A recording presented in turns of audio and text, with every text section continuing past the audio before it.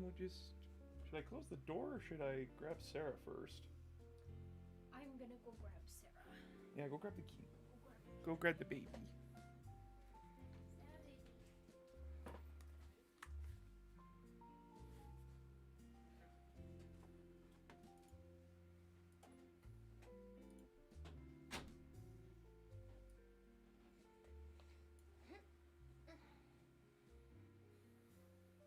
And we'll just wait for people to show up. Yeah. Time for book club. With the tiny kitty.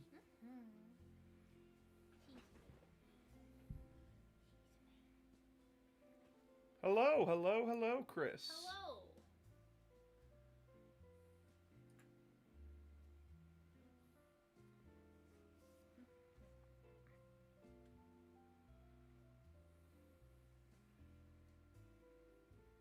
She looks angry.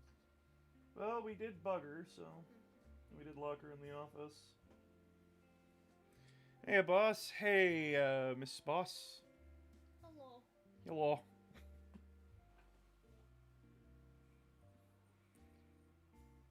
Hello, Boston Phoenix. Hey, old schools. You're not allowed out. You're stuck here. It's family time. It's family time. You're stuck. Sucks to be you. Life is terrible, I know. Must be the worst goddamn thing in the world, Cat.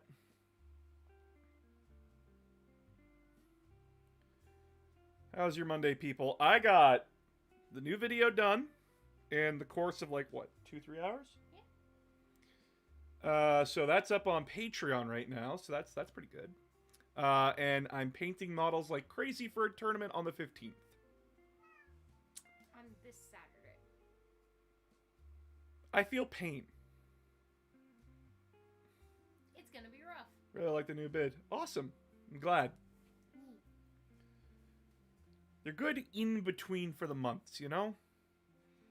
That's kind of the reasoning I'm going with here. And hopefully other people approve it, so. Me too, man, but not till April. Oh, I need to go to more tournaments.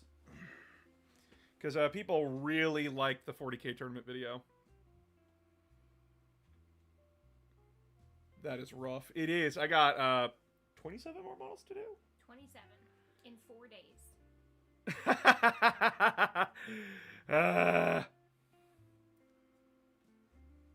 I know pain. I know existing is pain.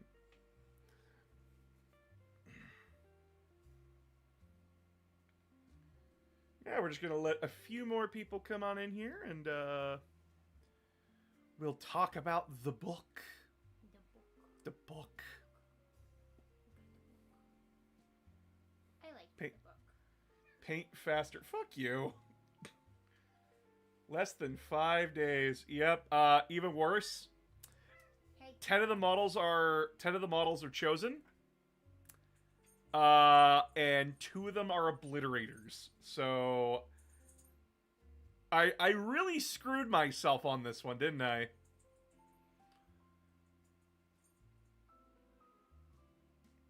Can't forget the mass explosion with the Necrons. Is it bad that I think Necrons are arguably one of the easiest armies to paint?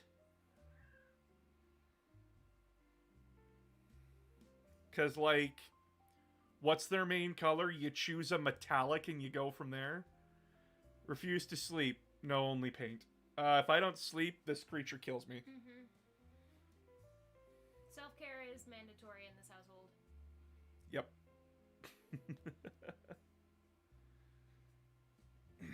Well, ideally you'll get at least one more done tonight before bed. Ideally. And then you'll have 7, 7, and 6. And 7.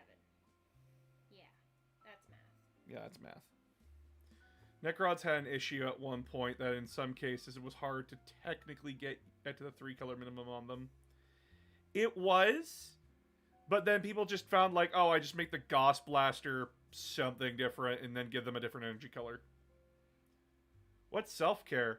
It's this miraculous thing where you prioritize your own health. I know in America that's a foreign concept, but like... Both mental and physical health. Both are important. So yeah. Sarah, baby, don't make me throw something at you. Don't throw something at the cat. That's mean. It's either I throw something at her or she keeps scratching the door. She has done nothing wrong. Yet. It's always yet.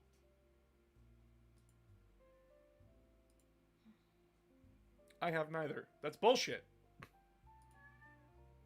Sarah agrees. That's bullshit.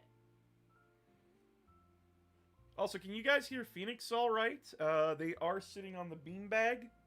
I'm nice and comfy.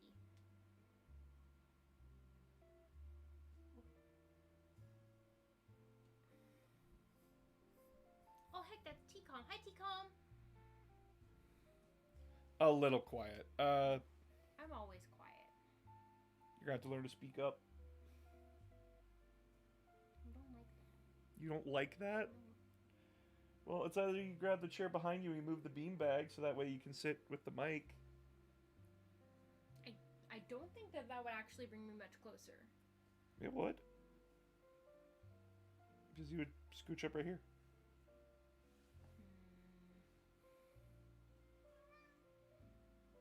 Baby.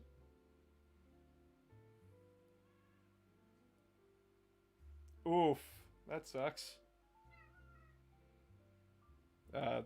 In some 40k tournaments, we have a 3 painting minimum rule. Mm-hmm. So your models have to have like 3 colors on the minimum. At one tournament, they agreed like washes don't count. Oh, that sucks. Yeah.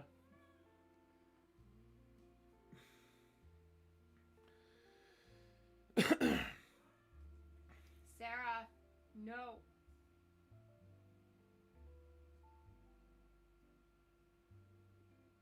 You want to start book club? Yeah, we could start. Must have been during the green rod times. The rods could be counted as part of the model, which is BS. Oof. All right. So for those that don't know, something that I've been doing with my wife is that we've been reading books at night to each other. And Phoenix has requested that I read the Horus Heresy to them. We completed Horus Rising, and I don't remember your opinion on Horus Rising. It was a good starter, but didn't have enough plot to be worth being its own book. My wife is scathing. It should have just been the start of the next book.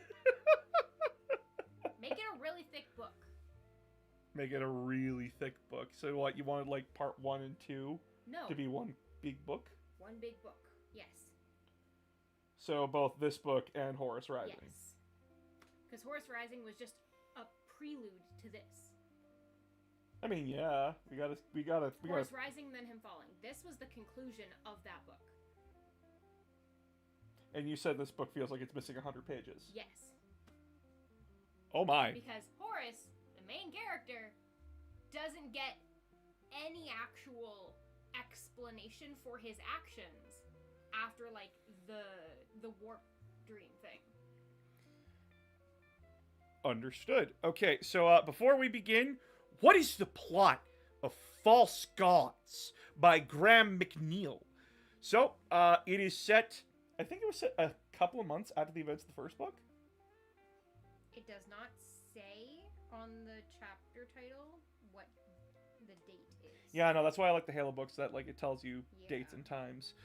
So it's set either a year or a couple of months after the events of the first book, where the 63rd expedition, the now dubbed Sons of Horus, have arrived at Davin, the moon of Davin, where Erebus tells Horus and the Sons of Horus that, oh no, bad things are happening, and you need to go kill the guy that betrayed us, kind of a thing. So, Horus is tricked into doing it, and he goes and stabs a guy to death, and proceeds to get wounded by a special weapon called an anatheme, which essentially Control-Alt-Deletes you. It slowly deletes your System 32. And a whole bunch of rigmarole happens, but essentially the book ends with Horus deciding that I'm gonna do a Horus Heresy, And And just announcing it to a room of people. So That- he wasn't actually sure if would support him, but No, said he- they he- would support him, so it was fine, right? he explicitly said that I am pretty by talking to all of you, I am pretty sure all of you are on board with this. The pretty sure, not the absolutely sure, is what I'm saying here. All right. Well, first off, you want to tell chat who your favorite character is?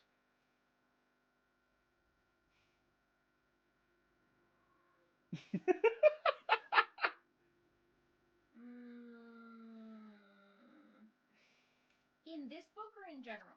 In general. In general. I don't remember his name. What is his name?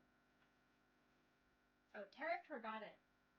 Yep, Phoenix. He's a sassy little bastard, and I love him. Phoenix loves Captain of the Second Company, Tarek Torgadon of the Sons of Horus. Why do you like him so much? He's just that sassy. He's sassy and funny. That's about it. He also actually has a brain and his own opinions, which is good. Most of the people in this book don't have their own opinions. Oh yeah, you should hear their opinion on Axeman. It's hilarious. Phoenix is brutal about Axeman. He's literally just a fucking puppet the entire time. That's his purpose. He makes me angry. Even though in the first book you liked him a lot. Because I didn't realize the scope of the manipulation and how much of his personality was just an echo of Horus. Because I didn't get a chance to get to know him in the first book. Because, like I said, the first book was just a prelude. So, actually, that's a good point. I need to ask because this is something that's hardly talked about, and this is something that like I know you have you have more of a firm grasp on. The manipulation, like with Horus and everything, and how like He's a textbook narcissist. Textbook. Oh damn. You wanna expand on that? The way that he makes people think that they're experiencing their own thoughts and opinions by influencing their ability to perceive otherwise. And by just changing up his own intonation and how they feel about themselves and about him. It's so obvious that it is painful, but only on the outside. On the inside, there's literally no way of knowing whether or not this is actually the person's personality or if this is just their personality with you. He changes who he is depending on who he's speaking to.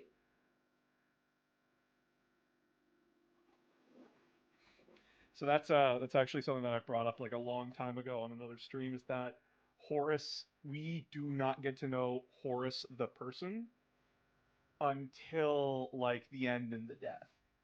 Cuz like then the mask falls off. But like up until this point, Horus is nothing but like he's constantly switching masks, and the only time it even slips just a little bit is when he's alone with one of his brothers, or when he's alone with the Marvel to an extent. I would argue that that's actually when he puts on his most obvious mask, is when he's with his brothers. That's when he puts on the mask of vulnerability. His brothers are expecting him to have a better relationship with them and to be more open and honest, so he makes it seem like that is actually what's happening. Even with the brothers that are on his side, he's still saying and doing exactly what they need him to say and do in order for them to trust him. You noticed the Fulgrim bit. Yup. Ooh. She just sneezed. Of course she wants out. She's locked in. She hates closed doors. She hates closed doors. So now, genuinely, it's Horus is just a good character we can easily talk about that he is what he is and isn't. There's no E in that, by the way. The thing about Horus is that we can talk about how he acts all day long, but we don't have enough about his internal thoughts and situation to actually know who he is. We can see how he affects other people. We can see the actions that he's taking externally, but we don't know the reasoning behind it. Yeah. The only time we get to go into his head is in the dream state. Well, And when that's he's in the warp. bullshit. And yeah, no. It doesn't even really tell us how he's feeling. It just shows us what he's experiencing. Yeah, and it's not the internal state that we see when it's Loken's point of view, or even like rarely when it's one of the Monerval? No. Remembrancer? Yes, thank you. One of the Remembrancers. The Remembrancers, we always see the internal struggle and the internal processing of what they're experiencing. When it was Horus's point of view, it was just a play-by-play of actions. Huh. We didn't see any of the emotional processing that was supposed to be happening when he was in the warp. We only saw, this is what's happening, not anything about how he was feeling.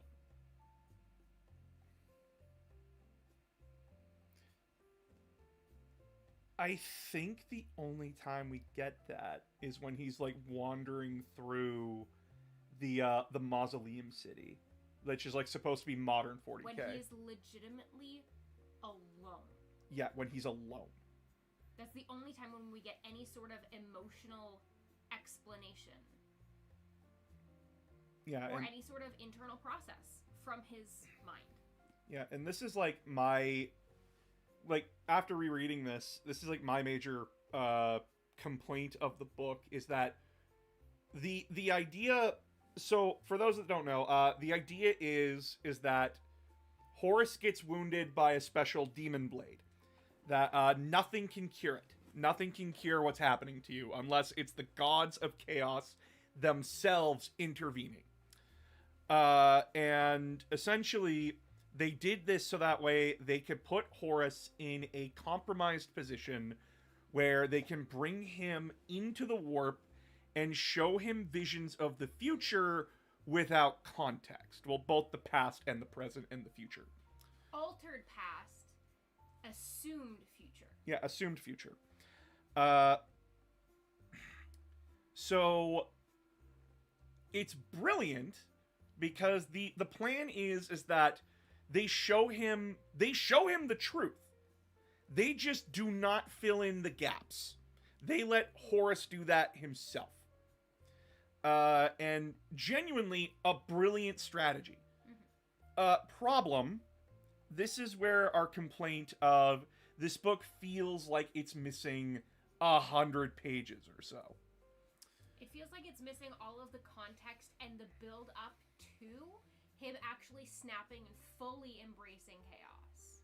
And deciding that he was going to overthrow the Emperor. Well, that's the thing, actually. He has not fully embraced chaos by this point. He's just decided to rebel. He's not sided with chaos. He has embraced the plan that chaos has laid out for him. Yes. That's what I meant. We got a couple of comments over there. Old school? I can't quite read it. My I'd be very interested in hearing Phoenix's take on the Serpent Lodge bit. Ooh. So big question. Do you feel he was manipulated or did he choose chaos? I feel like we are not provided the information for me to know. But if I were to guess, I would say that he was manipulated, but I think he was aware of the manipulation and decided to go with it anyways. It's a bit of both.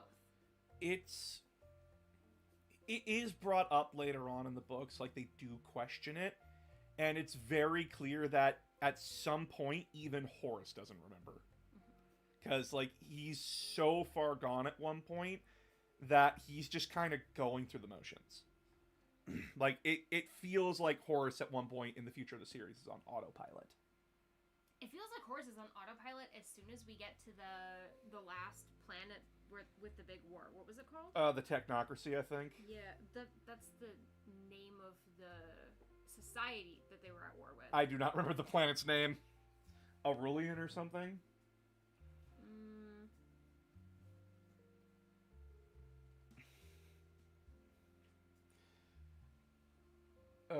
My singular take on Horus that he's always done what he can to influence others into a more favorable position while never taking time to be himself, since it would counteract his ability to move others as he sees fit. And yeah, I did make like this big PowerPoint like months ago where we did talk about the tragedy of Horus Lupercal, and how it feels like he was never allowed to form a personality. Like he was never allowed to be who he wanted to be, or that he even knew who that was. That he always was supposed to be something the Emperor wanted him to be. And that is really odd. Because, like, you see all the other Primarchs, and they all have their own personalities. That kind of thing. But it comes down to, like, well, he's been with the Emperor the longest. The problem is, how long is the longest? Because we don't actually know how long it took between finding, like, the next Primarch after Horus was Lehman. How long was it before they found Lehman? That kind of thing. Big E wanted his Sagittarius. Yes, he did. Horus is arguably the closest to the Emperor's vision for all the Primarchs, 20 weapons with specific skill sets. Yeah, where Gulliman is the statesman, Conrad Kurz is the judicial, and Sanguinius is the perfect son, Horus is the jack of all trades. He is, for all intents and purposes, the war master. The phrase is jack of all trades, master of none. You cannot be perfect at everything. You can be decent at everything, but you can't really be great. And that's where the problem comes, is it's an inferiority complex. Yeah. The little bit of Horus emotional processing that we have gotten in the first two books has been him feeling inferior, saying that to people, and having that inferiority complex negated with, no, you're fine. The Emperor chose you. Everything's fine. The Emperor can do no wrong. If the Emperor can do no wrong... Why does it feel like a wrong decision? Exactly.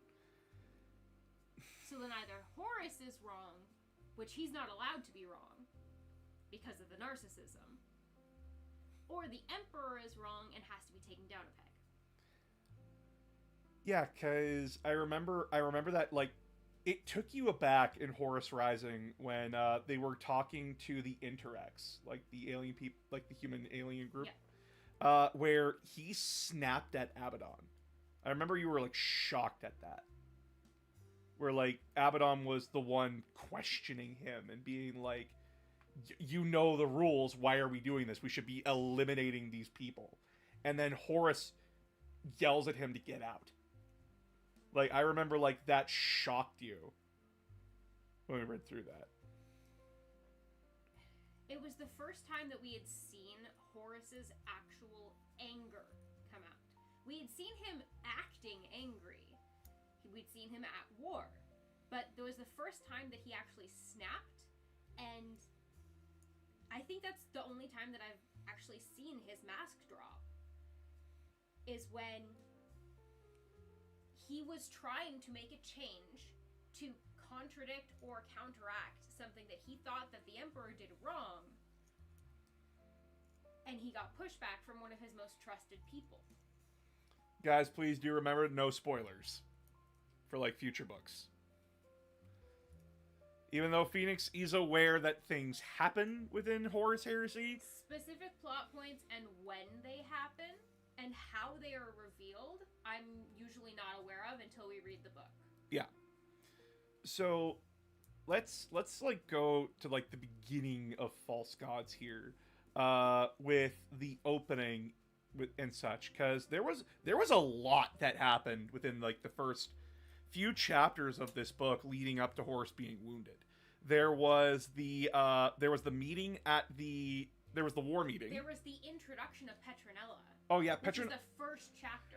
Actually, let's jump on her quick. What the fuck is your opinion on Petronella Vivar? She's a bitch, but she did not deserve what she got. So, for those that don't know, remembrancers are essentially, they're historians. They're people who are to remember the Great Crusade. But as Ignis Carcassy, one of the main characters in this book, points out in the first book, they're nothing more than propagandists.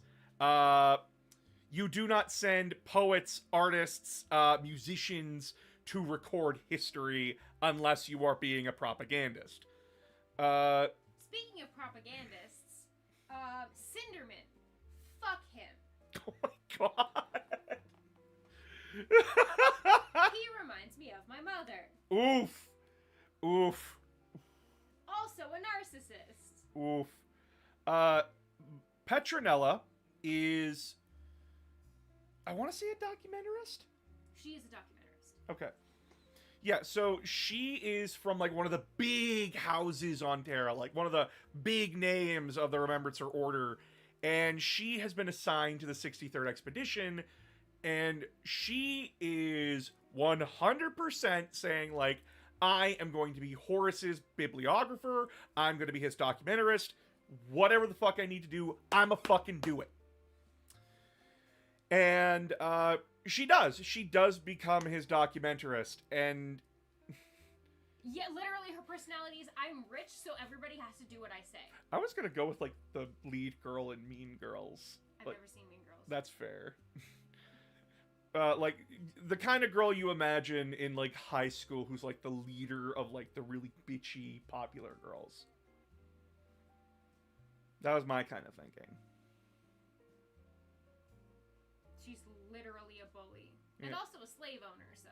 Yeah, that's very uncomfortable. Remember, people, the Imperium is not good. They allow you to have slaves. And they allow you to mutilate your slaves so that they literally cannot speak against you.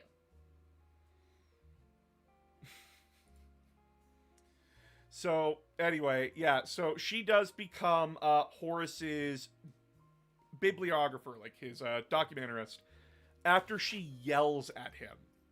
Which is just like, I know Horus wanted you to do that, but at the same time, it's amazing you still have a head by this point of the book. No, she does not make it past this book. She is introduced here, and then she does not make it past here. But after we're introduced to her, we're also introduced to a Titan crew of the Dies Ira. And it's basically two of the main pilots that basically help the Principe. And I'm gonna go over this right quick. I completely forgot about them. Like, they're brought up, and I completely forgot about them. Like, they get a whole chapter to themselves, too. That's, like... A whole chapter? I don't think so. I remember them getting, like, a full chapter, and I'm like, I do not remember who the fuck these guys are. And that threw me off. You could probably take them both out, and, like, it would not matter to the plot. So we start with Petronella, and then on page 18, Maggard calls her a fucking bitch as he leaves, and then we... Fucking bit! and then we, cut to Jonah and the Dies Irae. Yeah. And it goes for It goes for a while. Because, like, one of the pilots is, one of the big things is that they're introducing the religion of the Emperor, like, really spreading throughout the 63rd Expedition. Essentially, one of the big remembrancers, Euphrates Keeler,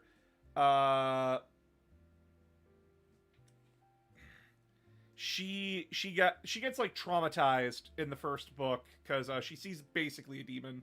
12 pages. 12 pages? 12 pages. Fuck. they could not be there for period, and I think we would have missed nothing. They added a little bit of context as for how the religious aspect of the book got started and how it was already pretty widespread thing outside of Horus's bubble. But that's the only purpose it served. Yeah, they're so one note, I don't even understand why they're in the next book either. Spoiler. Sorry. It's okay. But so the main part of like the first part here is the meeting of Erebus with the Monorval and the War Council. Basically where Erebus informs everybody, like, hey, Yugen Temba, the Imperial Governor of Davin, has rebelled against the Imperium and basically has decried not only the Emperor, but you, Horus. He's called you insert list of names. Ames. You're a bitch! And essentially works everyone into a frenzy, and essentially this kickstarts the events of the book. Hey, go. It's okay, keep going. So, I really like this scene because we are shown that characters have learned a few things from the previous book and are being a little bit more proactive here. Loken, who is the main character of the first 3 books, arguably, is like he has stationed a remembrancer named Ignis Carcassy, who is one of the main characters from Horus Rising, into the crowd so that way Ignis can pay attention. Because as Loken puts it, he has trouble reading people. And so he wants Ignis to watch Erebus. He makes it very specifically clear to him, I want you to watch Erebus. I want you to basically tell me what's going on with him. And it's really cool that after that meeting is done, Loken meets with Carcassy after, and Loken's just like, so what did you learn? Oh, I learned a lot, is what Ignis says.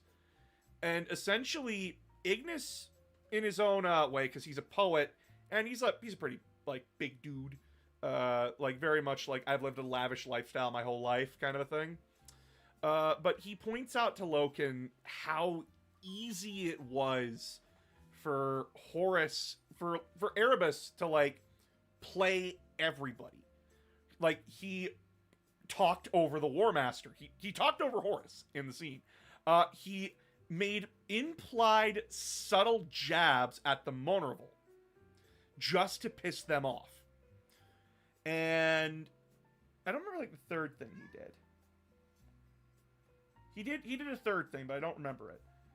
But essentially, like, he made it a performance.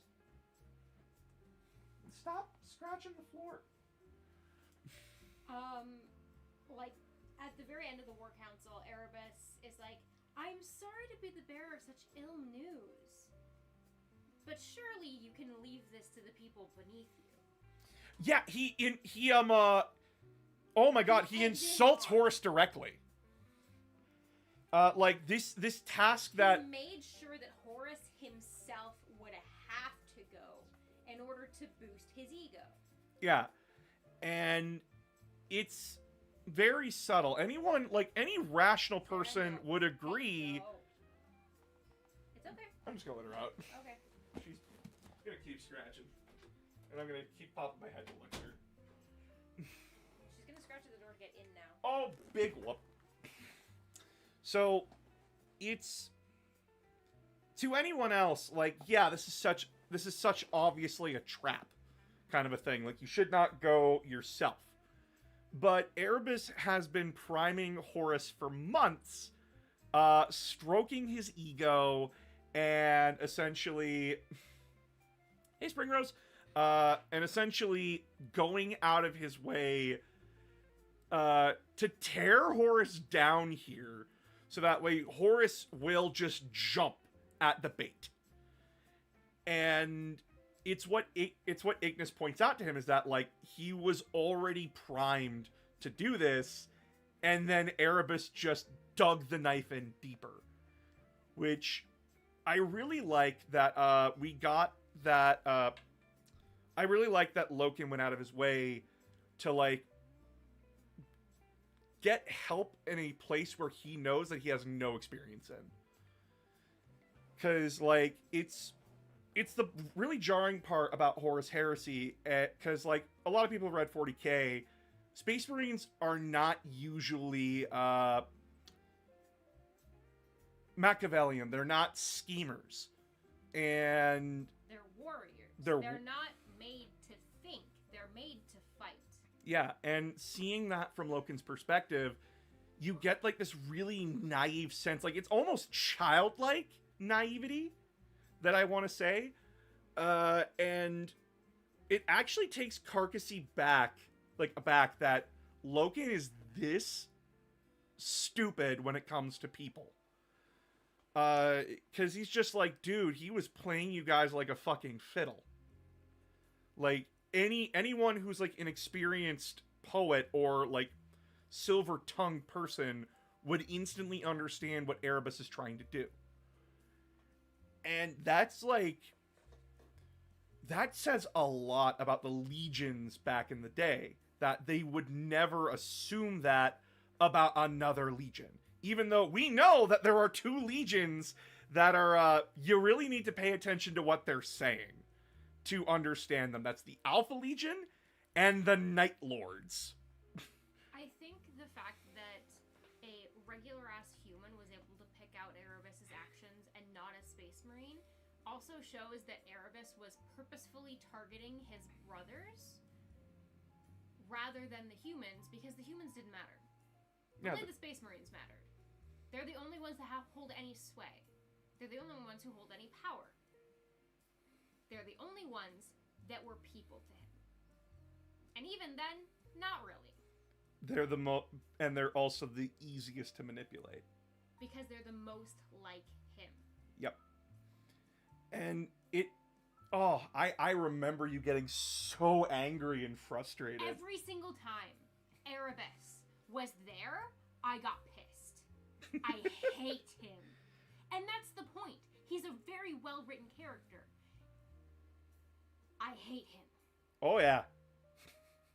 You can see, like, how people like Erebus. You can see it. I got the weird squiggy feeling from the token thing. What is it? Oh, the Lodge Medallion. Yeah, from the lodges. I got the weird squiggy feeling from the lodges. And then it was revealed, oh, Erebus is the one who fucking introduced them to the lodges. This entire time, the lodge itself was one of his manipulations. Oh, yeah. I genuinely, like, this is amazing watching someone, because, like, I've only ever experienced Erebus from my perspective, and I hated the fucker ever since I've read this book. Being validated in my hate, reading through this with my wife, oh my god. Like, there is points where we're reading this and Phoenix is going like, shoot him, just shoot him, stab him, I don't care, snap his neck, do it. Everything would have been fucking solved and there would have been no war, no heresy, no nothing, if you just press the knife a little bit further into his throat. Just you don't even need to kill him. You just need to make it so he can't speak anymore. All of this could have been avoided. Give him the same treatment as Magard. All of this could have been avoided. Those two fuck-up parents didn't tell their son, you should be more like Erebus. Yup. But yeah, I really like the scene because it's Loken trying... It is actively a Space Marine trying to learn something where he has no experience in whatsoever. And we do see that, like, there are Marines who do politics. The War Master's equerry, Malikhurst, he is a Space Marine that does politics. His entire job is to essentially be the steward of Horus. His job is to, like, navigate politics, navigate people's wants and needs within the Imperium, and then bring the most necessary up to Horus. That's his job. And we still see even he is being played. And that is like, whoa. Especially like, because a lot of people, when you look at 40K, you are seeing like the modern Space Marine. You're seeing the guys who are like so brainwashed thoroughly that there's no personality left, and they usually have to rebuild that personality slowly. And that's over the course of battles. In this, these guys get to keep their personalities. These are like, the most brainwashing they go through is mostly like, here's how you build a bolter, from like how you take apart and rebuild a bolter. Here's how power armor works. You are loyal to the Emperor. You are loyal to the Imperium. You are loyal to your Primarch. That's it. And you can see how easy that brainwashing is able to be broken. Because you can see how easily that brainwashing is to be manipulated into something that it's not supposed to be. Yeah, and I didn't know how you felt about the Monorville in the first book. Because the fact that the initiation was very cult-like, but all of the members were very adamant that it was nothing to do with superstition, it was just tradition. That was definitely foreshadowing for the bigger issue. So, for those that don't know, the Monorville is supposed to be Horus's personal counsel. They're supposed to be those 4 people in his ear giving him advice. And they do not speak for their company. They don't speak for any of their squad mates. They speak as themselves. So, like, the main members are Abaddon, Tarek Torgadon, Little Horus Aximand, and Loken. And their jobs are supposed to be like, this is my opinion, no one else's. And they're supposed to, like, pick through Horus's plans, so that way they can formulate the best plan to go forward. Like, Abaddon is supposed to be, like, the word of aggression, essentially, in his ear. That he's supposed to be, like, going with the more aggressive ideas, while Loken is supposed to be, like, the Naismith. He's supposed to be the devil's advocate in the room.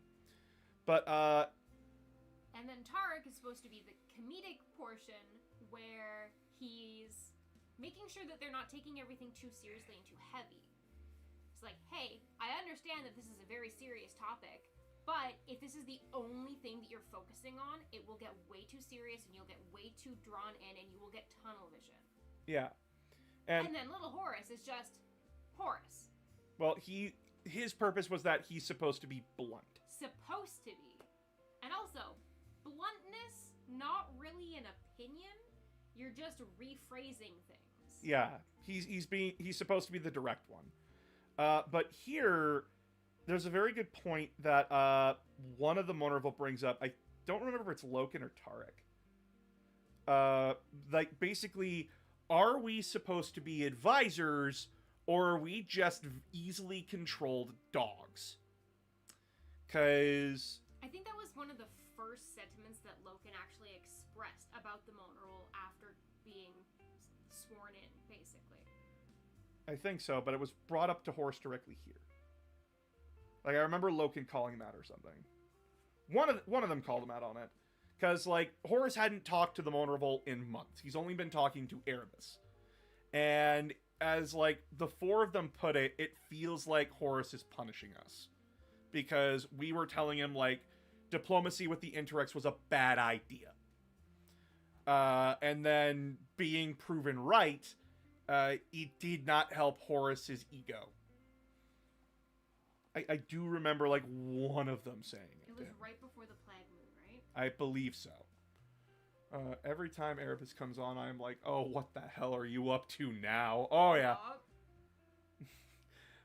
There are 4 warriors who represent the 4 humors and the 4 phases of the moon. Yes, thank you. These 2 unalive them do it. When I see a Marines, I think of that beautiful piece of cinema I saw with Viara and announcer. Aww. To be honest, I think Horus' ego is fragile. Like, oh yeah, no, Horus. That's the case with all fucking lost my words. I had a word that I was gonna say and I lost it. Leaders? No. Dictators. Well, yes, but no. War Master? Narcissist. That's the thing with all narcissists, is they feel like they are better than everyone else, but as soon as they are challenged, everything falls apart. Because their feelings are not accurate representations of their own thought processes. I know we said we're going to skip Fulgrim because it makes you really squiggly. But, there is a part of me that wants to read it to you because there's so much, fuck, what is it? Drama queen moments, and it's great. But, it's really telling, especially with, like, all these legionnaires and, like, how, the 4 captains are acting, and we're seeing, like, all of them act differently when it comes to, like, how things have moved. Horus being, like, neglecting the vulnerable. Like, Abaddon and Aximand are just, like, trying to get back into Horus's good graces, while Tariq and Loken, well, Tariq's being more like, I understand, like, where you two are coming from. I want to be in Horus's good graces too, but there is something wrong here. Like, you can see him being the middleman, like that bridge between Loken and the other two, where Loken's just like, yeah, no, I'm worried. I am very worried. Like, he's not trying to get back into Horus's good graces. He's just trying to, like, hey, something feels very wrong here. Yup. But, like, he's not given that chance to, like, ever voice the concern. And it leads to, like, the most horrific battle that these guys have seen in, like, a long time.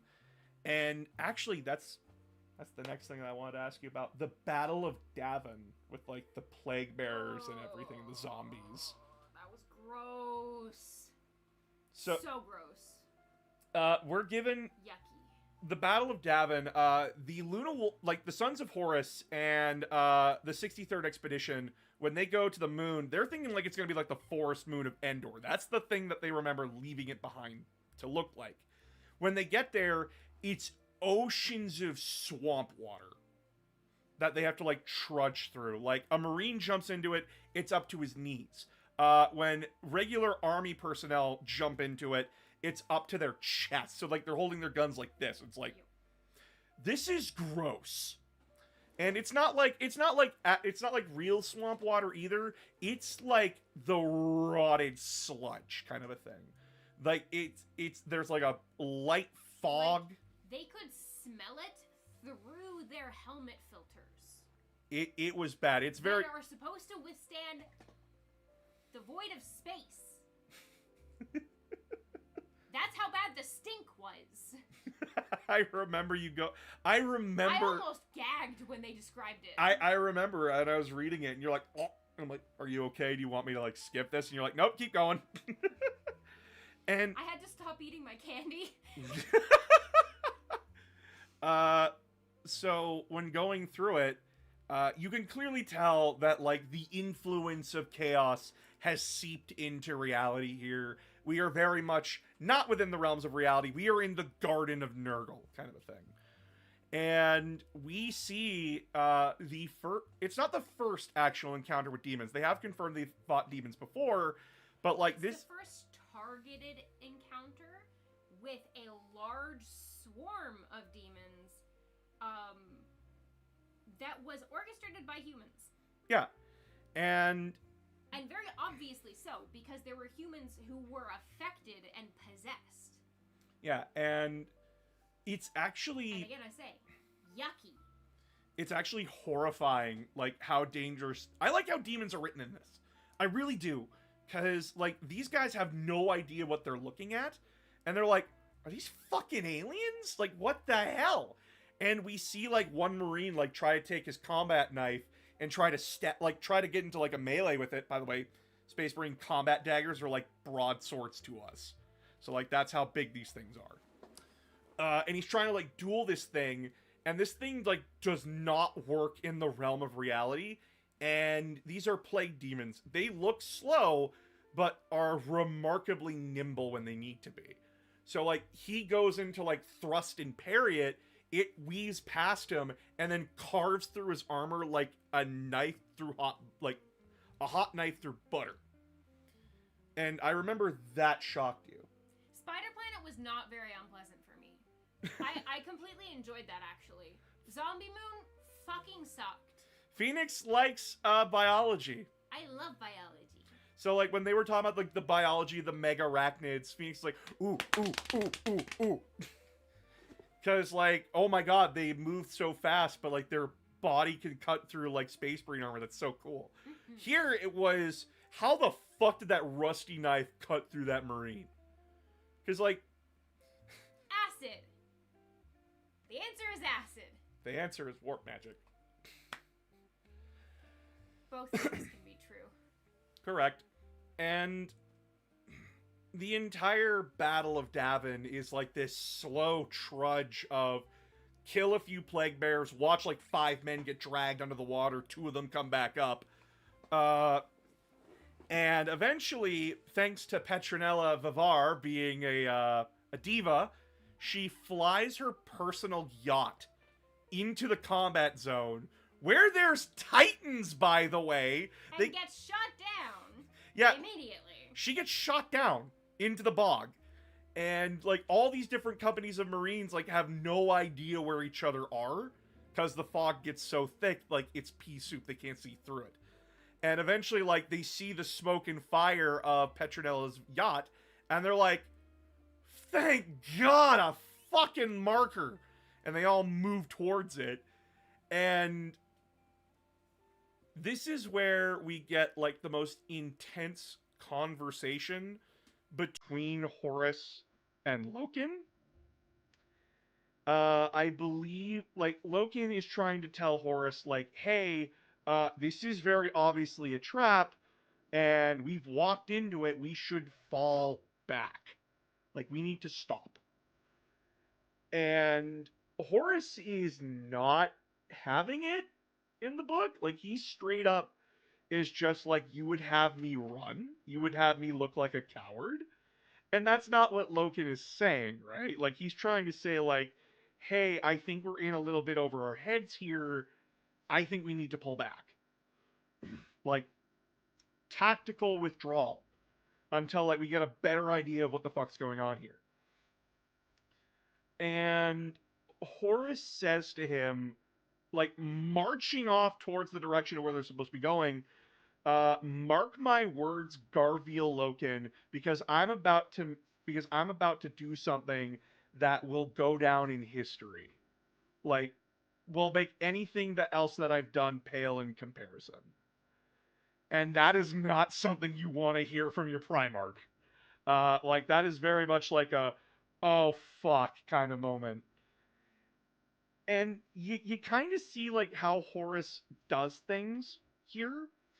Because, like, he's very obviously off kilter, and he's punishing the vulnerable for being concerned about him. Because, when they get to the enemy's, like, fortress, which is a down ship, he chooses someone else to go in with him. And be, like, his personal bodyguard kind of a thing. He chooses, like, someone who's, like, way too fresh for an officer to follow him. And, like, he leaves Tarek and Loken outside, and then assigns Abaddon and Aximan to the farthest parts of the ship away from him. And it's just like, dude, what the fuck? Like, what's your opinion on that? With, like, how Horus is acting during the Battle of Davin. He's acting like a child. That's all I can say.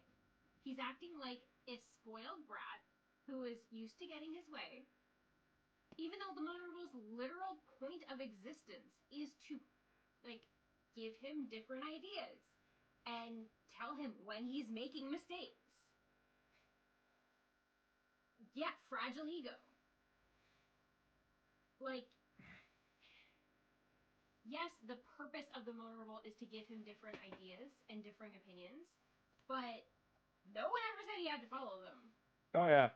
And he is literally punishing the people in his motor revolt for giving him their opinions, like he fucking told them to.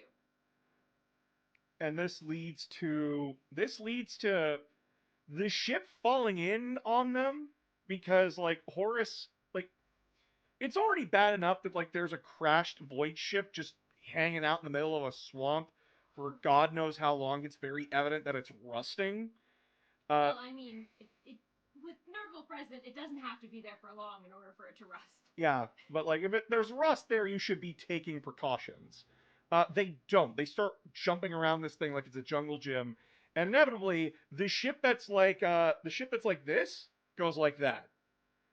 And it sends like a tidal wave of sewage all over. And Horus, uh, this is like before Primarchs were really seen as like these big boys.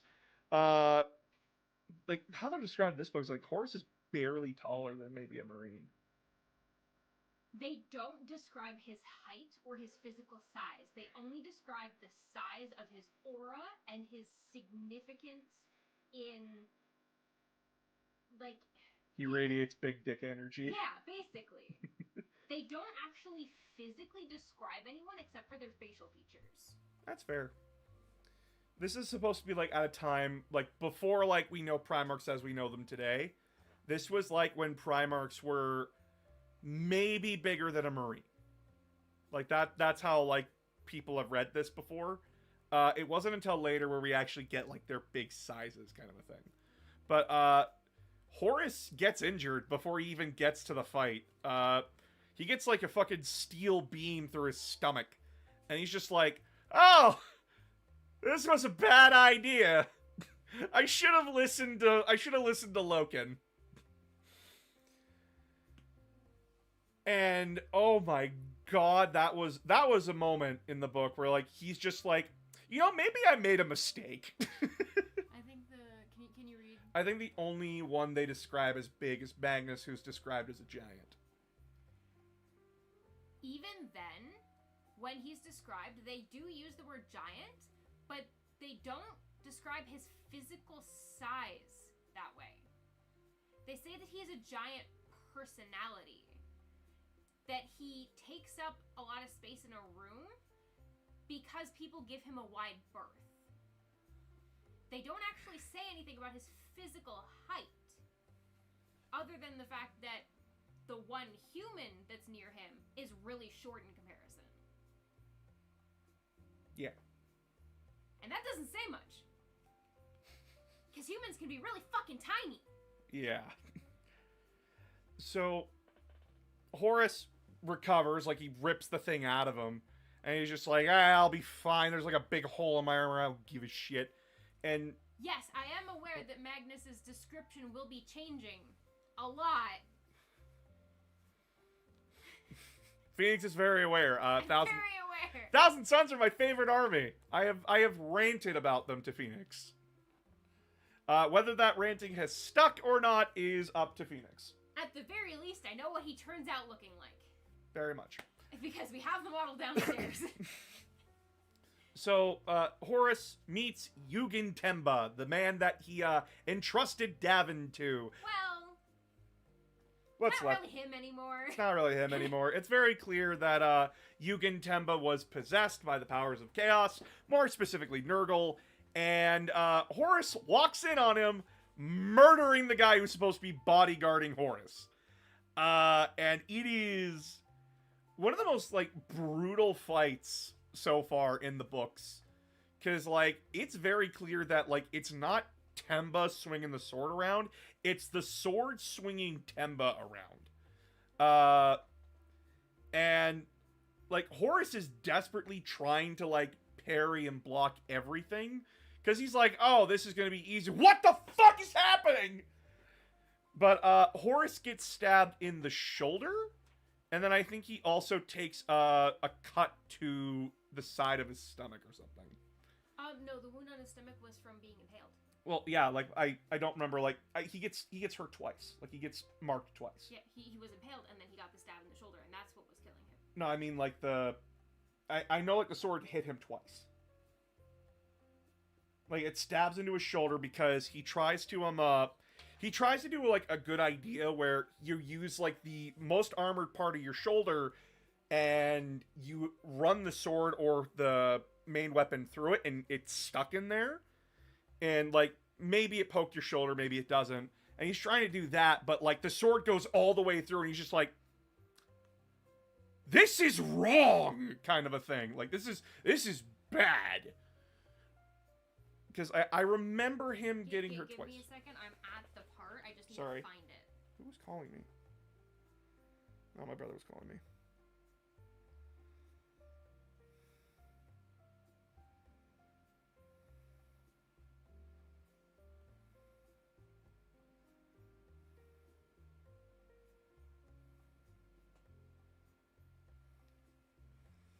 Started out and struck his shoulder guard, ripping it from his armor.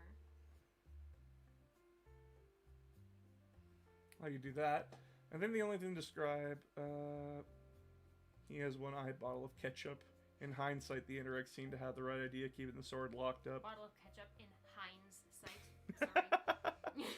I always believed that Erebus was the one to stab him until I read this book. Oh yeah, this was transparent where Nurgle was called Nurglith. Yeah, they kept calling Nurgle Nurglith, and I like that a lot. It's very much like it goes back to like Warhammer Fantasy and like they didn't just call like Khorne, Tzeentch, Tzeentch, Nurgle, Slaanesh, Slaanesh. They had names for them. Like Khorne was the Hound, Tzeentch was the Crow, Nurgle was like something else, and like Slaanesh was like the Hawk or something like that. It was all different titles given to them, or like different ways of how they just pronounce the names, and I really, really like that. It's good world building. Because like the four Chaos Gods, they're all like their influence is all around the galaxy, and different cultures have different names for them. And no, like these different cultures see them in different ways. Not all of them are positive. I remember in one book they run into people who believed in Khorne, but Khorne was not a positive force. He was a negative one. So what you were remembering is that first the sword ripped off his shoulder guard. And then afterwards, it stabbed him. Oh, okay. Yeah. So it didn't go straight through his shoulder guard. It ripped the shoulder guard off in one swing, and then later on, when Temba was, like, basically already dead, dragging himself on the floor, and the sword was just swinging wildly, that's when it stabbed him in the shoulder. Ah, okay. Yeah. So yeah, like, Hi, Gabriel. But yeah, like, holy shit, this fight is, like, intense. It is very much like, if Horus fucks up, he could die here. Kind of a thing. He basically did. Then after like he wins, we basically get a verbatim like, hey, fucky stuff's gonna happen, Horus. Don't let them do the fucky stuff. You gotta be strong, War Master, says Yugen Temba as the corruption fades from his eyes. He's like a maggot-ridden corpse. Horus getting injured on Davin and being taken to the Serpent Lodge is a piece of lore so old it predated Primarchs being a concept in 40k. Oh yeah! Damn. Yeah, you want to know what Horus Heresy originally was? Like when 40k first came out? It was a barely mentioned paragraph. That makes sense. The only three consistent things are Horus is beaten at Terra, he's wounded on a moon called Davin, and a ship called the Eisenstein warns everyone to the treachery. Those are the only three consistent things. Wow. That's not a lot. Not a lot. Kind of surprised that the Eisenstein survived. Good for them. Good for them. Good for them. So yeah, that's about a third of the way into the book. Yeah, that's a third of the way. The rest of the book is where I think you got way more invested. Because it was... Once Horus fell, that's when I got invested. Yeah. Because that's when all of the actual emotional processing for the other characters came into play. And the, oh shit, how is this going to play out? I have no idea how Horus's fall, happened. I don't know why this book is called False Gods at this point. All I know is that they've been talking about some sort of religious aspect But there has been no culmination of any of these aspects in order for it to make any sense. There's a lot that happens when Horus is wounded by the anathema and he collapses. Like, straight up, he walks out of the ship like, yeah, I'm fine, guys. Like, haha, we won. And there goes my legs.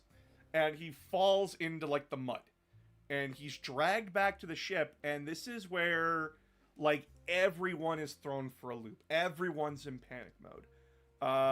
Because, A, Space Marines have never seen a Primarch just in their entire lives, so that's an immediate, like, oh, fuck, what the hell happened?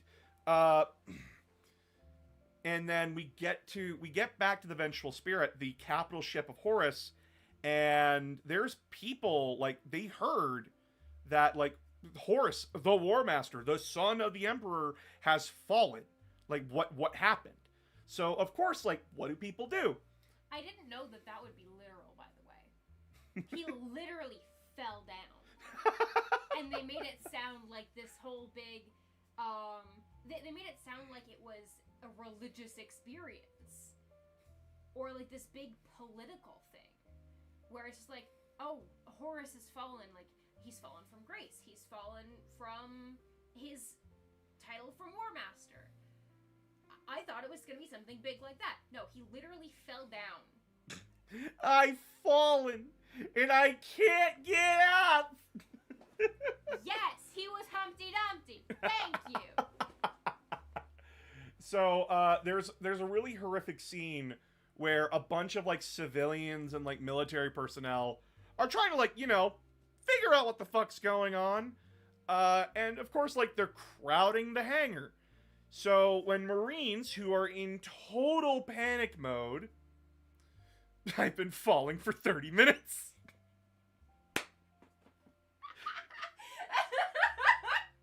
Oh, fuck, that would have been funny as shit. Fucking, Horus is, like, constantly falling in the dream world, lands. I've been falling for 30 minutes! But, there's another one. But... Oh, I mean, have you seen Horus's armor? It wouldn't be able to get up at that either. Actually, I don't think you've seen Horus, a picture of Horus, right? Not 30K Horus.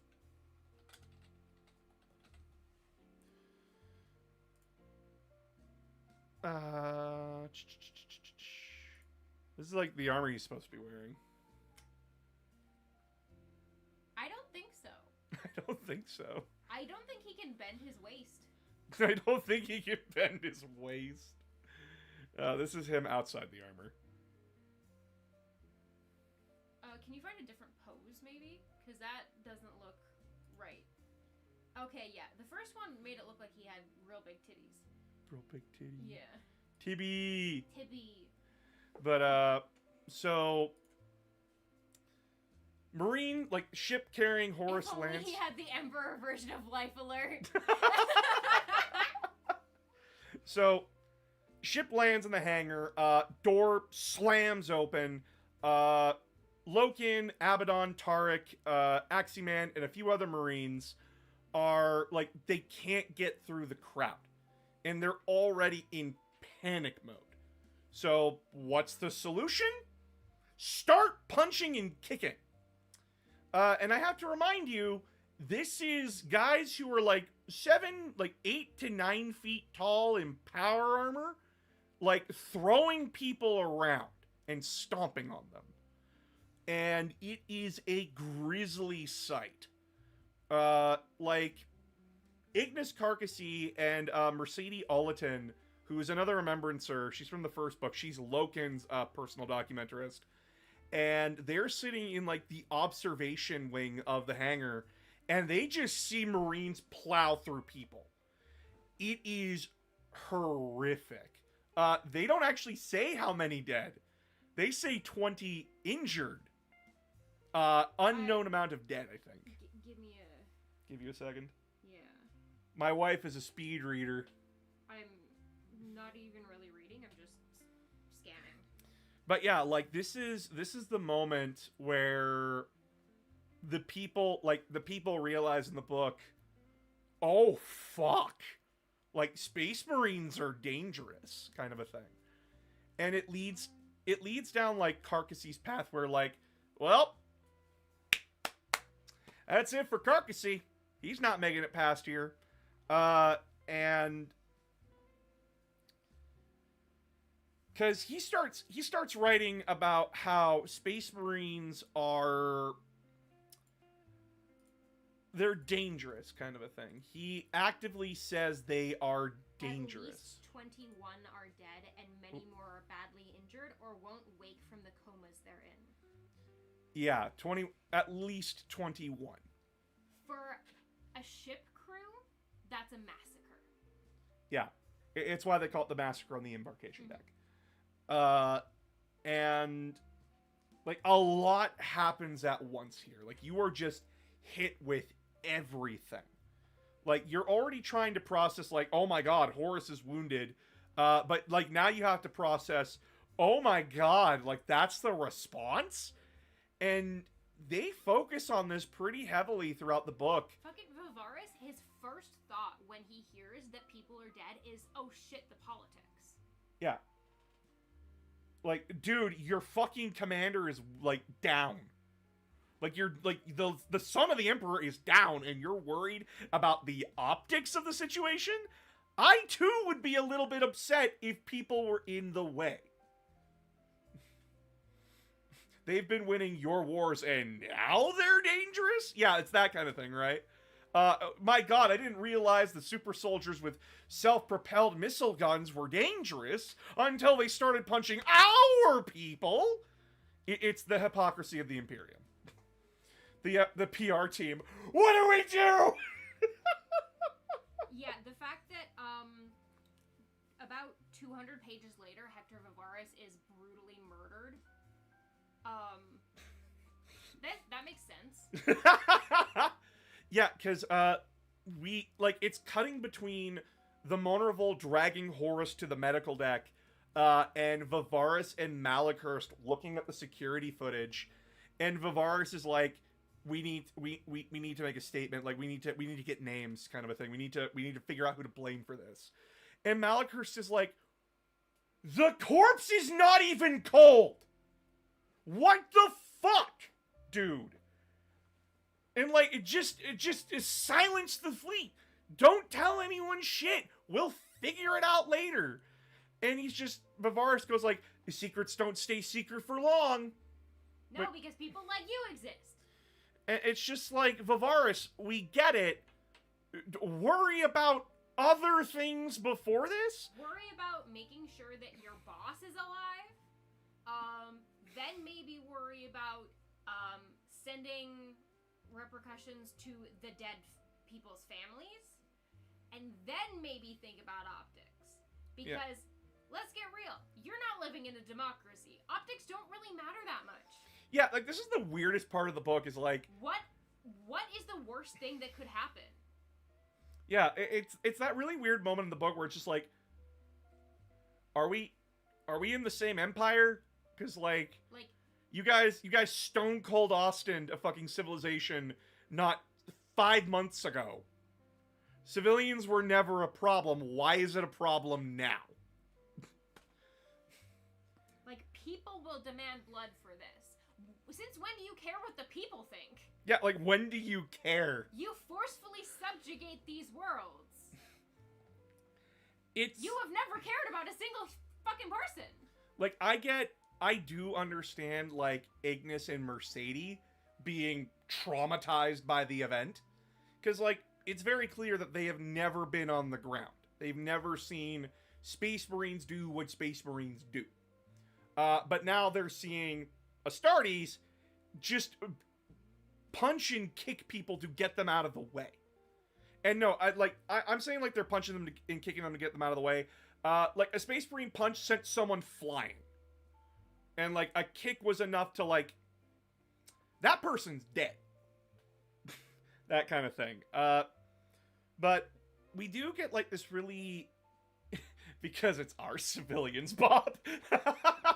It reminds me a bit of the guy in the Valdor novels complaining it's unfair a Custodes can flip over a tank with one hand. Yeah, it's fucked. But, this does lead to a very good scene in the book where everyone's off their kilter. But what I really like is the conversation between Petronella and Horus. Because Horus is like, he's coming in and out of consciousness. And there's like this really good scene in the book where he's essentially like, I'm fucking dying anyways, who cares? And essentially just like airs out the Emperor and the Primarch's dirty laundry.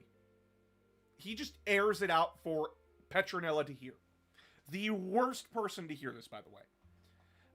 Like, he says that, like, Lionel's a beast. He makes comments about, like, all the other Primarchs being really inept. Like, he implies, like, incompetency from the top down. And that is...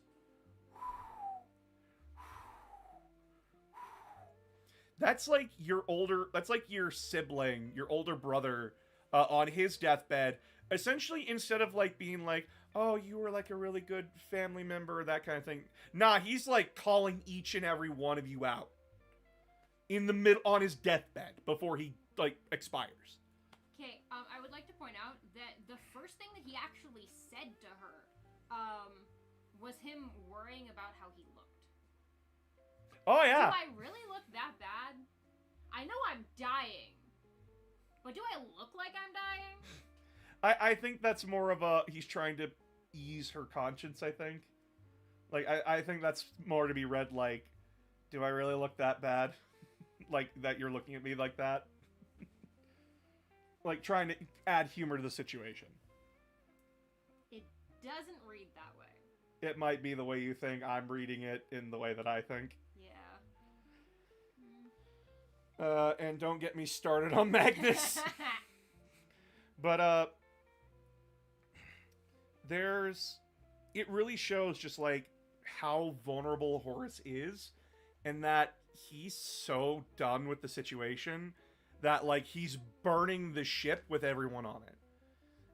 And that's horrifying, that he's willing to do that on his deathbed.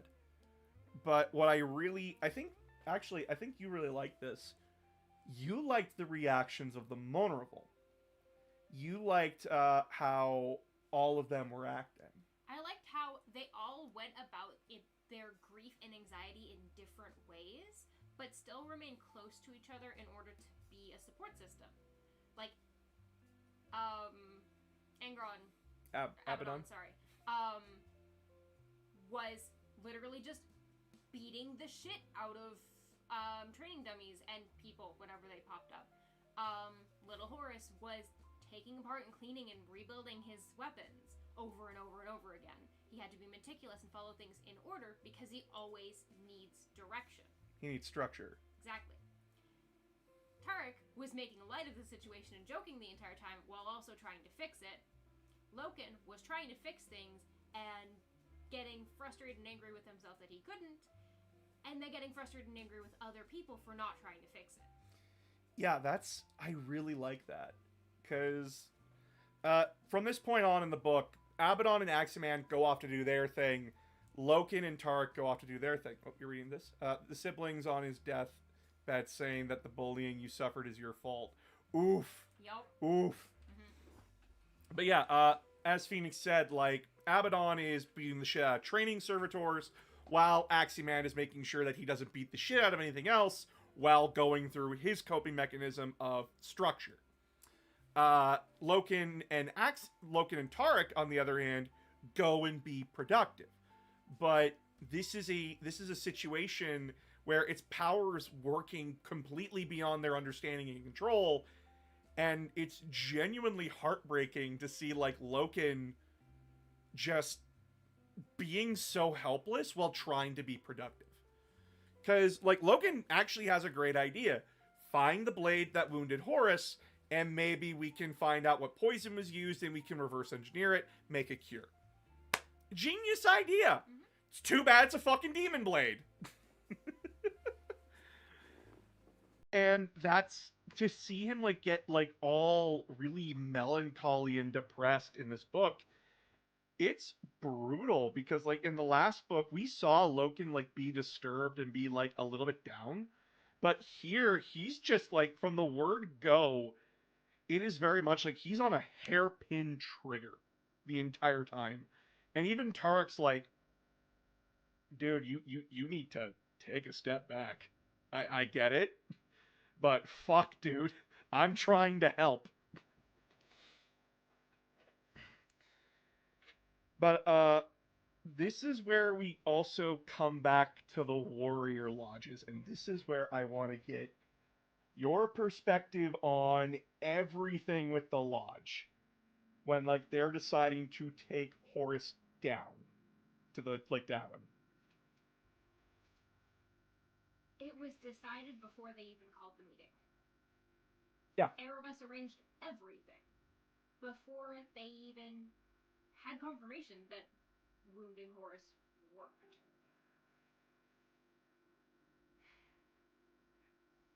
My thought is, how many of the lodge members were actually aware of what they were agreeing to, and how many of them were just there because may as well?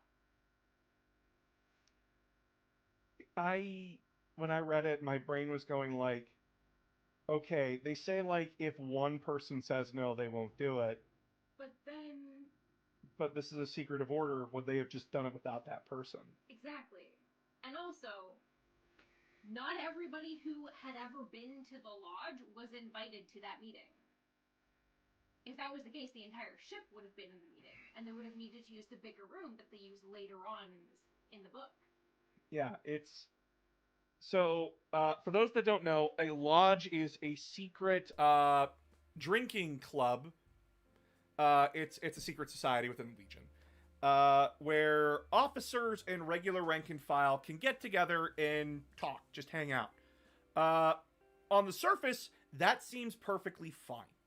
But when you pull back the layer, oh, this is a breeding ground for conspiracies and paranoia.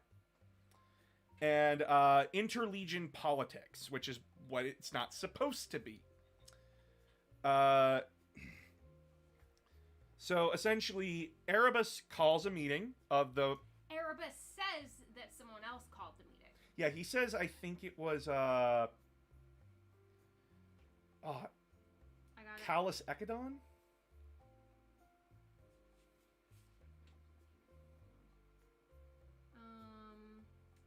Targost has called the meeting. Yeah, Brother Targost has called the meeting. Surgar Targost. Surgar. Yeah, like he says like, oh yeah, Surgar called it, but it's very evident that Erebus prodded him to do it.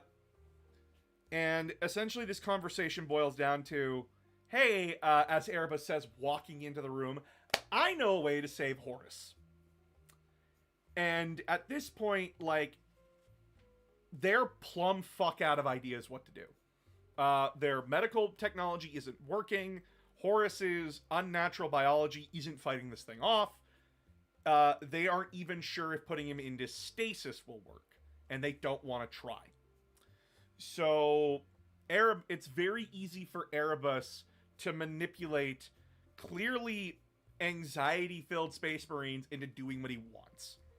So, essentially, he says, like, hey, if modern science has failed, have you ever tried crystal healing? Have you tried locking it in a room and seeing if it's dead or alive after 3 days? Have you tried horse dewormer? Have you tried Horus dewormer? Wait, no, new one. Have you tried feeding him fish food? Or fish iodine? What? Oh, Iodine is iodine. It's not for fishes or not for fishes. It's like the stuff you put in an aquarium. Fish food. It's like the stuff that you use to, like, clean an aquarium. You use a filter to clean it. It's something fish related, okay. But either way. So they bring... Have you tried turning it off and on again? Ivermectin will surely cure it! He playing them like a fiddle. Too bad they had no librarians. Yep. So they bring Horus down to the Serpent's Lodge. It's a massive temple on Davin, and essentially they toss him into a temple, and if he comes out, if in a week the door is open, and Horus will either come walking out because the gods favored him, or they can go in and retrieve the corpse. Loken and Tarek didn't know that they were doing this, because they purposefully waited to hold the meeting until Loken and Tarek were on Davin looking for the sword. Yeah. Actually, Aximan does bring it up in the book, like, this is wrong, like, we need to wait for, like, Tarek and Loken to get back. Because, like, their vote counts, too. They shut down the Loken bit, because it's like, Loken isn't an official lodge member, he doesn't get a fucking say. Okay, then we should at least wait for Tarek, because Tarek is a lodge member. Yeah, but we're running out of time, so, man, he doesn't get a vote either. But at the same time, they waited until Horus had finished giving his last will and testament to the bitch before calling this. Yeah. Like, they could have called this when Horus first arrived on the ship. Yeah, they could have. They should have. When, like, with hindsight, you can with hindsight, you pick out the details, but in the moment, you can understand. But, yeah, so Loken and Tarek get back. They talk to the chief apothecary. He's just like, yeah, no, the first captain and all of them just kind of walked in here, took him, and left. And you didn't stop them? Oh, I'm sorry. Am I supposed to get in the way of Abaddon? You want me to get in the way of that? No, thank you. I do like how sassy the apothecary is. I do like how sassy Abaddon is. But this leads to a major standoff between one part of the Legion and another part of the Legion. Like, Loken, the 10th Company, and the 2nd Company, led by Tarek, go down to the planet, and they, like, Loken, Tarek, and Loken's right-hand man, Vipus, they're all, like, they're all staring down the lodge. Abaddon, Tarek, Targost, not Tarek, Abaddon, Aximan, Targost, two others. And, where is this? it's the standoff outside the door.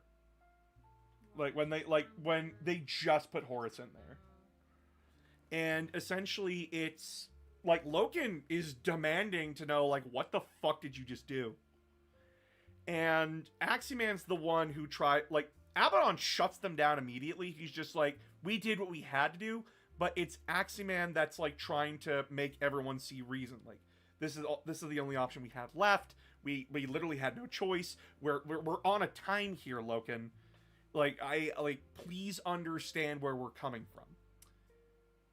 And Loken does not. And this is, like, a very critical moment in Loken. I got the list. Abaddon, Aximan, Targost, Ceterae, Ekadon, Kibre, and Malachurst. There we go. So there were 3 pages in between Loken and Tarek getting off of their ship and them getting to the front door. Yeah.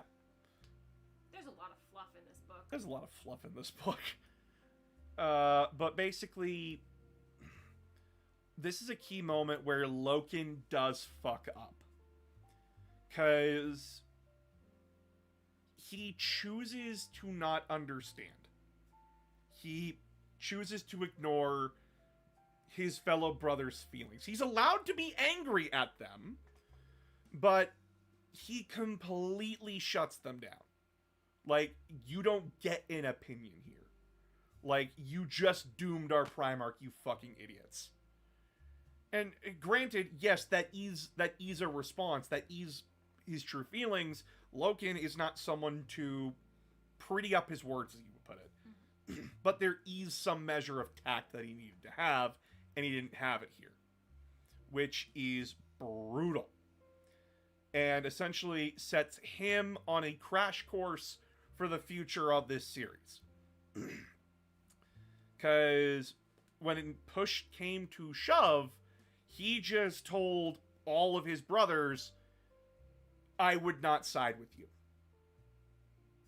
Like, I do not understand you. I will not side with you. And that is the key moment where he fucks up. Mm-hmm.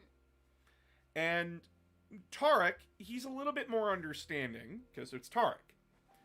He's willing to give benefit of doubt where he needs to give it, but he's also just as upset as Logan. The difference is that Tarek is a cooler head. So he's still mad at them, but he's to a point where it's like, you guys fucked up. That's all I can say. I get it, I do, but you fucked up. He's a Chad. Tarek is a Chad. Like, he's a whole Chad throughout the book. Doesn't Garvey stop beating of a Remembrancer because the troops are getting very Horus-centric? I think that's in the next book, I think. No, that was in the first book. Oh, that was in the first book? Yeah, when, Dubro poet guy gets drunk. No, Loken didn't stop that. Ignis runs his mouth in the city, and some army troopers hear him, and the sergeant's like, okay, buddy, you're clearly drunk, let's get you out of here. And then one of the troopers slugs him. And then they all start beating him together, while the sergeant's like trying to drag his men off of him. Didn't someone of high status stop that, though? It was just that sergeant in that room. Oh. Like, he was trying to drag his men off of Ignis. Because he's just like, he's a fucking drunken poet, stop beating him! I mean, yeah, fair. But it is... As fun as it would be to beat up a poet, it's not really right. There is a scene where Loken gets in the way of Abaddon before he can kill Ignis. Because Ignis is an idiot and points out in the room, after just revealing to Logan, like, yeah, no, Erebus was playing you all like a fucking fiddle. Uh-huh. Abaddon walks in the room pissed off that Loken's listening to a mortal, and Ignis, behind Loken, like a little shit, pops his head over and goes, hey, Abaddon, what was that silver medallion you passed over to Erebus? And Loken literally has to physically shove Abaddon back to make sure, like, what are you doing, kind of a thing. Like, that's a civilian. You can't do anything to him. But, this gets into, like, a really melancholic part of the book where we're jumping between Horus in the dream realm and, like, what's going on in reality. And as Phoenix put it, the dream realm is... It feels short. It feels really short.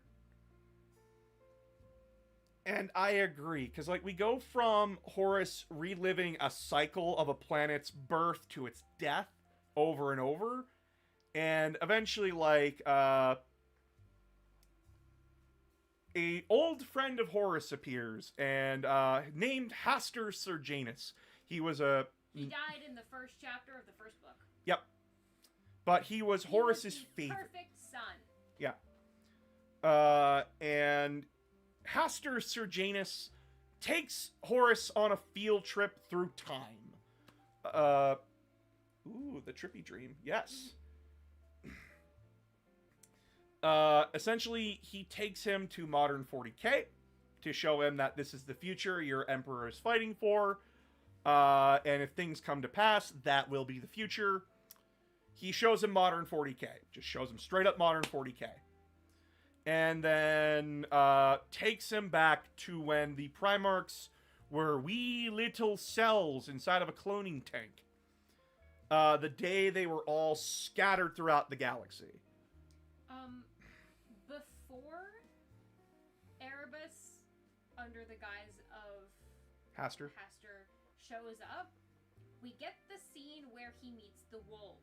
Oh, right, yeah, the wolves. And that's where I think I got confused by how how the dream played out, because he recognized that they were the Luna wolves. He literally said, like, he thinks, Luna wolves. He is talking to one of the wolves, and it's like, I do not have much time, my brother. You must remember before he comes for you. Yeah. And the wolves are howling. I am Horus of the Luna Wolves, War Master. And then he gets struck back. He wakes up again, and then he meets up with Erebus. Yeah. It feels like he forgot that entire first sequence as soon as he saw Haster's face. It does feel like that, yeah. Because he was being warned by his most trusted beings, whether he knew who they were or not. It was a unit of his Luna wolves, as actual wolves, but still. Oh my god, he was warning living a him Twilight. that someone was going to try to manipulate him. And he lets the guy manipulate him. And then when the manipulation and the true identity is revealed, he's just like, yeah, no, it's fine. I knew you were manipulating me, but that's fine. I was in control the entire time. This is a situation in the book where Horus is, because I know what. Hi, Aramis. Hi, Aramis. Rush shows up and is like, bro, stop stealing my deal. I'm the wolf guy. Since I know where, like, everything goes, this is actually a moment where he's pretending to be in control. It's just that, like, he's so out of his element and so mind-fucked on the situation that he just shuts it all down and tries to take back that control by force. Keep in mind that we are seeing this from his perspective. Yeah. We're seeing his apparent control from his perspective. Yeah. He believes that he's in control. Yeah. So what happens is that he's shown the future, he's shown the past, and basically being told, like, yeah, no, chaos isn't evil, it's a neutral force within the galaxy. And your dad is fucking it up. So, like, that's why they're trying to contact you and make this alliance with you. And then Magnus pops in and goes, Horus, stop! You're being manipulated! You're being lied to! That's not Haster Serjanus! It was actually, Scooby-Doo reveal, Erebus! Oh, and I would have gotten away with it too if it wasn't for you, you meddling cyclopean bastard.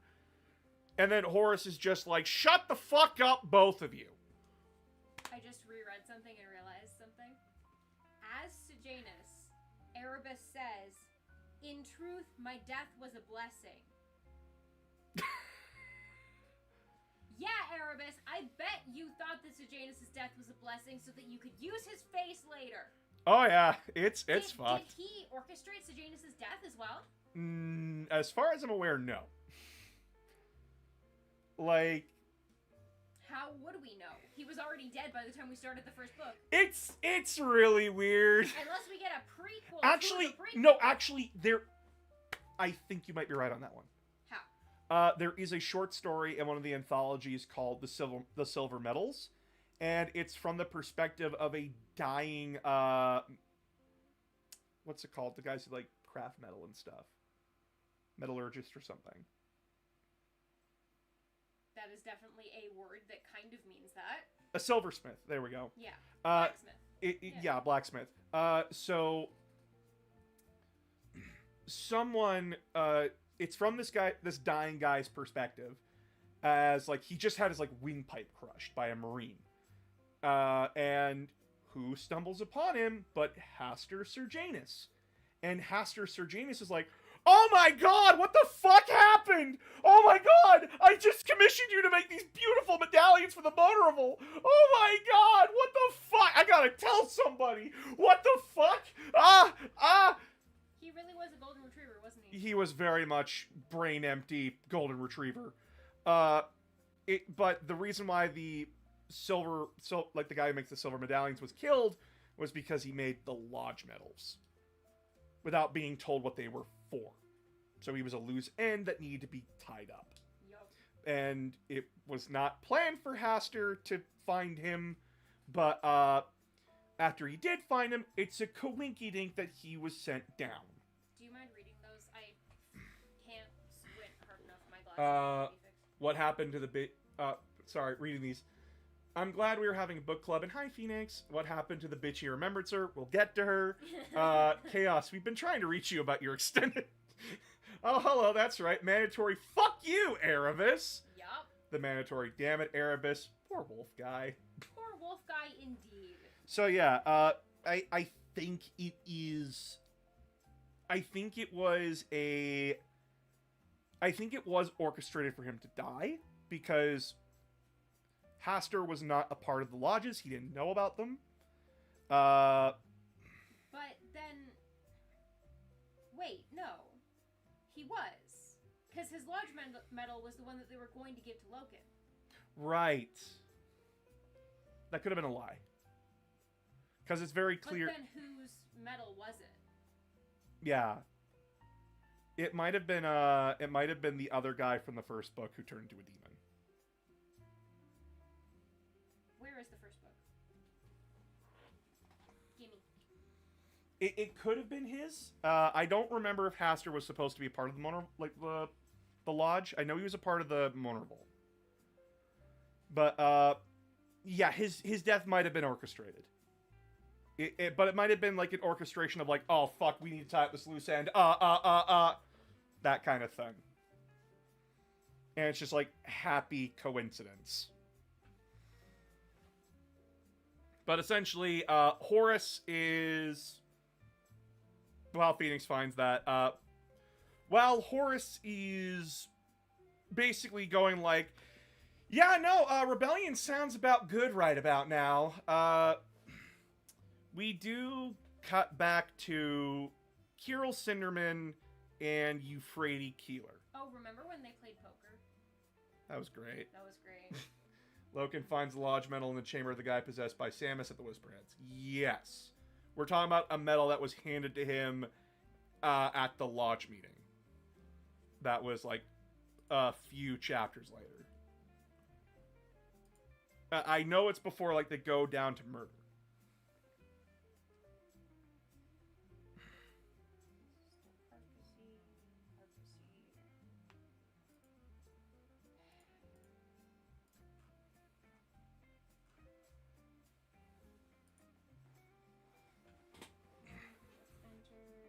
I'll just look it up on Lexicanum. I'm almost there.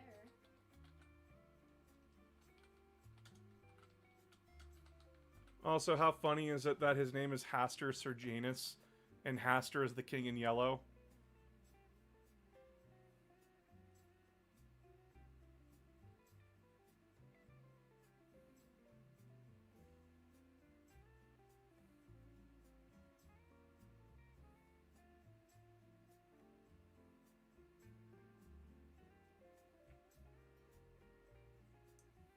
It's further into the book than I thought it was.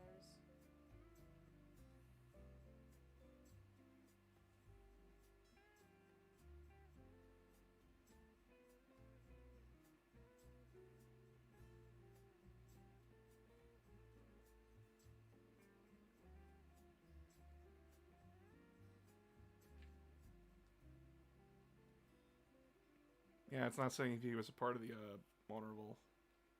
Not the Monorable, the Lodge. Well, the Lodge.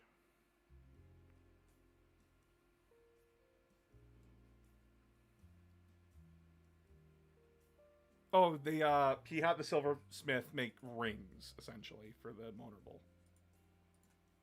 One for him, one for Tarek, one for Aximan, and one for Abaddon. Are you sure it was before they went to murder? I think it was before. Like when before the Luna Wolves went down to murder. Not the Emperor's Children. Okay. Oh no, the King in Yellow is major redacted spoiler for Beckwin Trilogy. Alamo done with the Galaxy in Flame. Galaxy in Flame. Almost done. Blade Charge, you good, my guy? Loken finds... Yep, so, We all... I'm gonna continue on while Phoenix does that. So, we cut to Kirill Cinderman and Euphrates Keeler. Keeler has gone full religious experience. She's gone born again, fucking religious nut job. Whereas, Cinderman has clearly, like, also started believing in religion.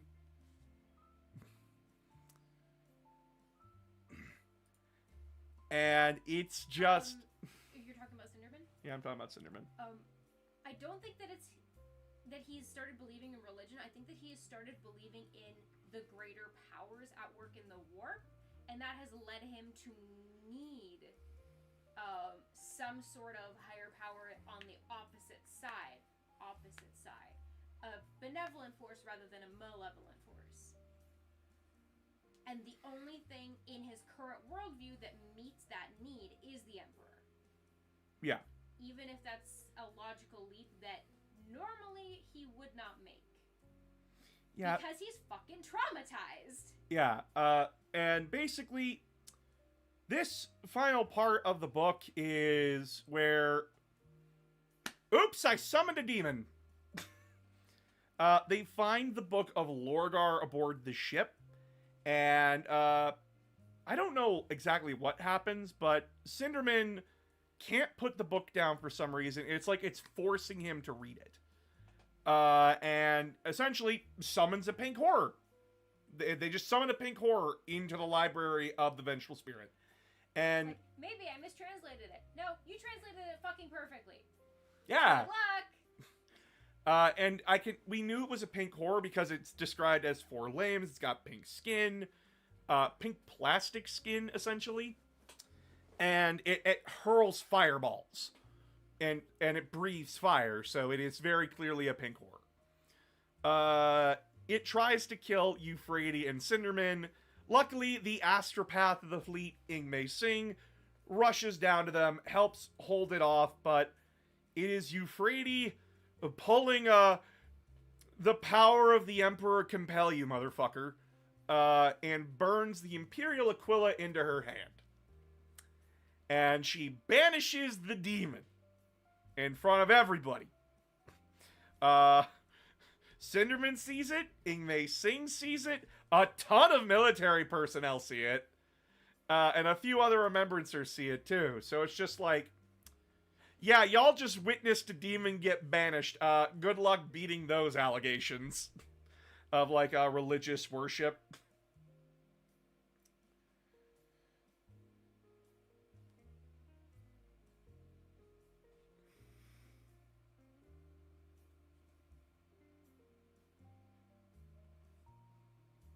Sorry, just responding to someone. How did she pull the power from the Emperor? It's highly debated what Euphrates is. It is... There are... The 3 major theories behind her power are either that A, she was a psyker without knowing it, which... that can happen. B, the Emperor of the Warp, who was already forming, gave her power because she believed. Like, the power of belief within the Warp is a powerful thing. Or 3, Euphrates' magic. Like, that's it. Because, like, it's impossible for the Emperor of Mankind to know what's going on. But, yeah, basically... Woo! Euphrates is a saint!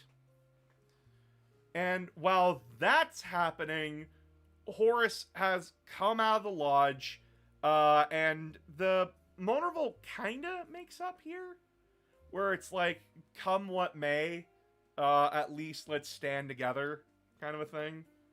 Like, if Horus is truly dead, let's at least all be here together. And it is genuinely a good scene where, like, Loken and Tarek are like, hey, I know we were angry, I know we were upset, I know, like, we yell at each other, but, like, we're brothers, guys, we're brothers. We should be standing together. And they all do. They all stand at attention, waiting for the doors to open. And they do, and Horus comes on out. Perfectly fine.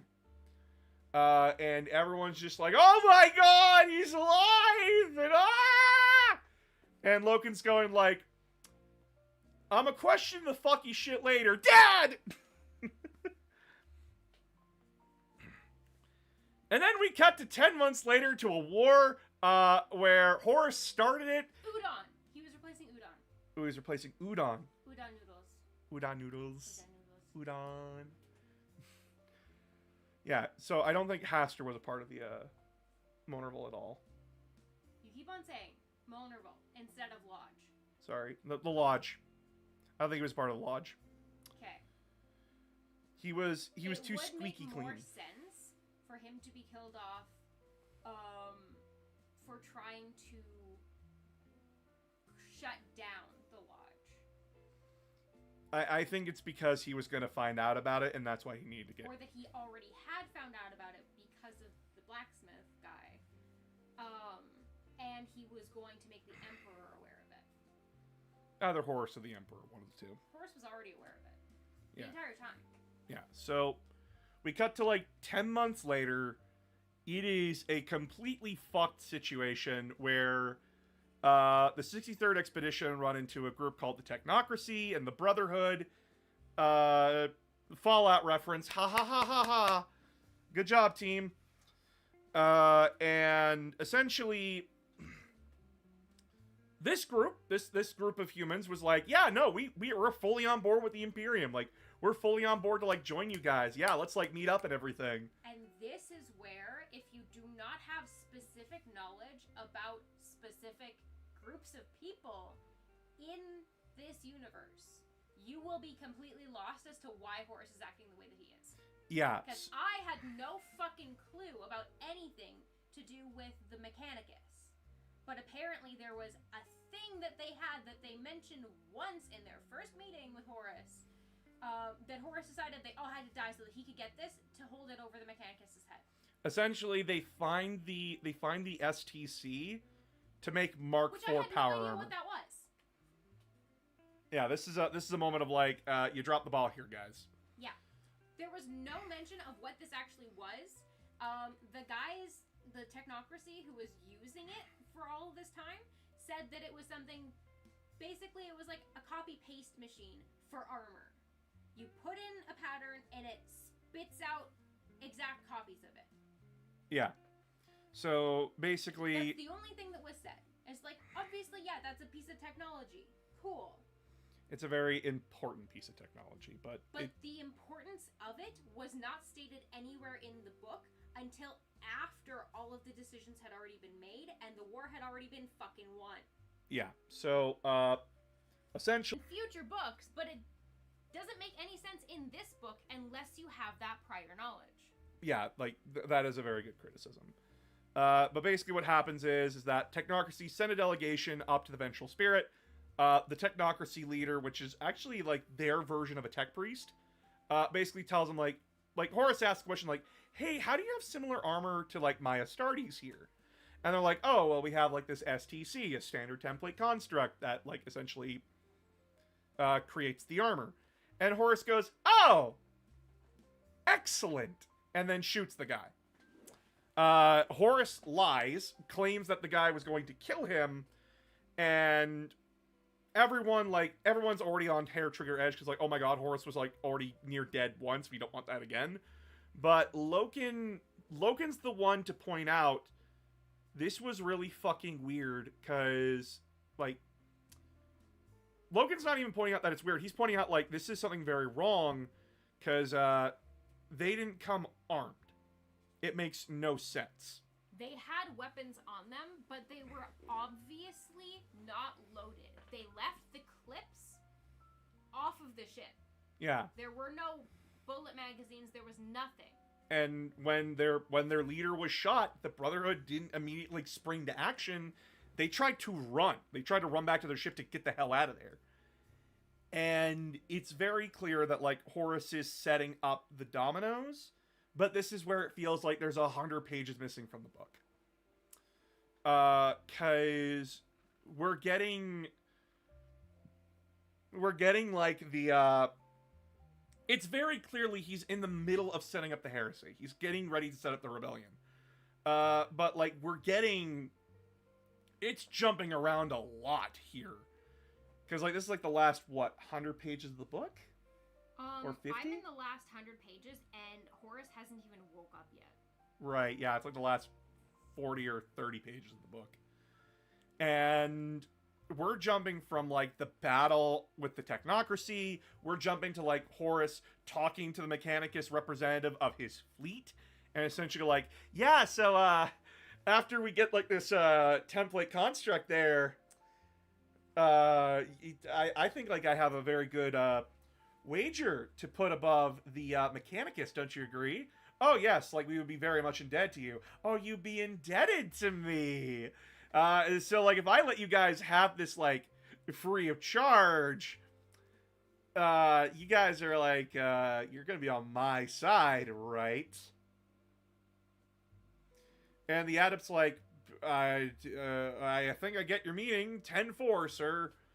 And then out of fucking nowhere. Leave it to Horus to start fucking lying. Yep. Out of nowhere, the Emperor's children show up. Fulgrim and the Emperor's children just show up. Not out of nowhere. Looking for Magnus. Or looking for information on Magnus.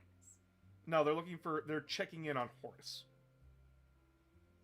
There's been some rumors that you are not doing well. That is what Fulgrim says, and that is the reason given in the Fulgrim book. Horus wants this war. Tarek, he brought a weapon.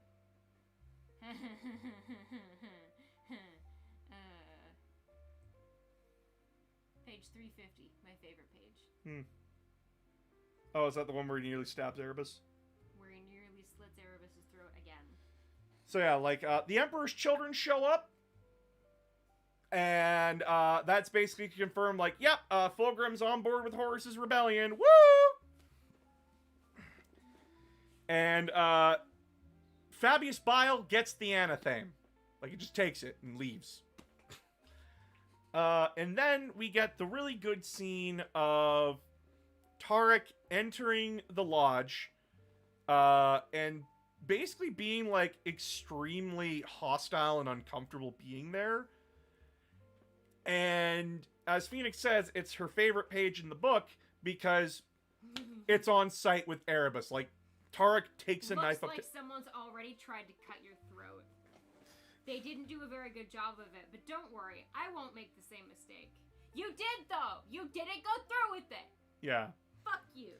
It's frustrating because, like, you see, like, Tarek's about ready to slit this guy's throat, and again, it's Aximan that tells him to back off.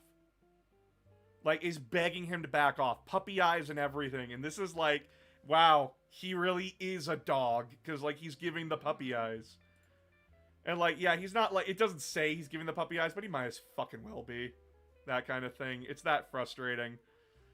But, essentially, this is the part of the book where now it's Tarek's turn to be like, yeah, you're gonna die here, aren't you, buddy?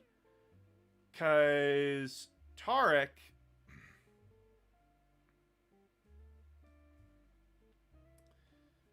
is basically told, verbatim to his face, that they need to blame somebody for what happened on the embarkation deck.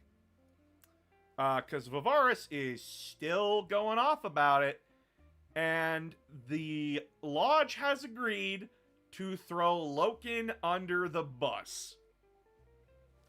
And for the first book and this book, Tarek has become very good friends with Loken. The two are best friends now.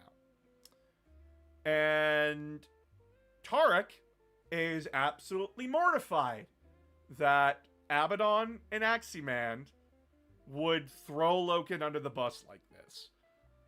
And tells them on no uncertain terms, I am against you. Like, fuck you guys.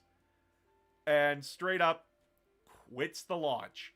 Just tells everyone, fuck you, fuck you, fuck you, fuck you, I'd stab you, and fuck you, I'm out of here. That kind of thing. And he leaves. He just straight up leaves. Marking him as an enemy of the rebellion. Oh, that's where I got it. The Wolf of Ferris has been unleashed to escort Magnus back to Terra. Yeah, because that's what happened. I got them mixed up. Yeah. So, basically, the last parts of the book are Vivarys gets killed by a Marine, while like Angron. By a stray shot. We don't know who it was. We don't know that it was a Marine. It could have been. Like, who was it that got crushed by the boulders? It could have been. It was Angron got crushed by the boulders, Yeah, it but could have been Angron. yeah, during a he was conscious the whole time. yeah during the peace negotiation to accept the formal surrender of the technocracy and the Brotherhood, uh, Angron essentially, who got buried earlier in the book, basically breaks out of the rubble and starts murdering everything in sight because it's fucking Angron. But at some point, someone shoots Vivarys, the leader of the Imperial military of the 63rd Expedition. The political bitch. The political bitch. So that's man, what a tragedy. What an accident, you know? Man, what a tragedy. We'll send off like we'll make sure like his officers are taken care of, that kind of thing. We'll reward them with the technocracy. Like we'll put them in charge of that, you know. A nice, neat little loose end, all tied up. Yeah. You don't need any you don't need to throw someone under the bus if the person who was begging for someone to be thrown under the bus is dead. Is this where we meet Karn properly? No, we do not meet Karn here. Yes, we do. We do not meet Karn here. Oh wait, yes, we do. We do meet Karn. Right. He's giving a report to Horus. Right. He's in here for like so little time. But he's still there. We must have those STC machines. Any price. Gotta come okay.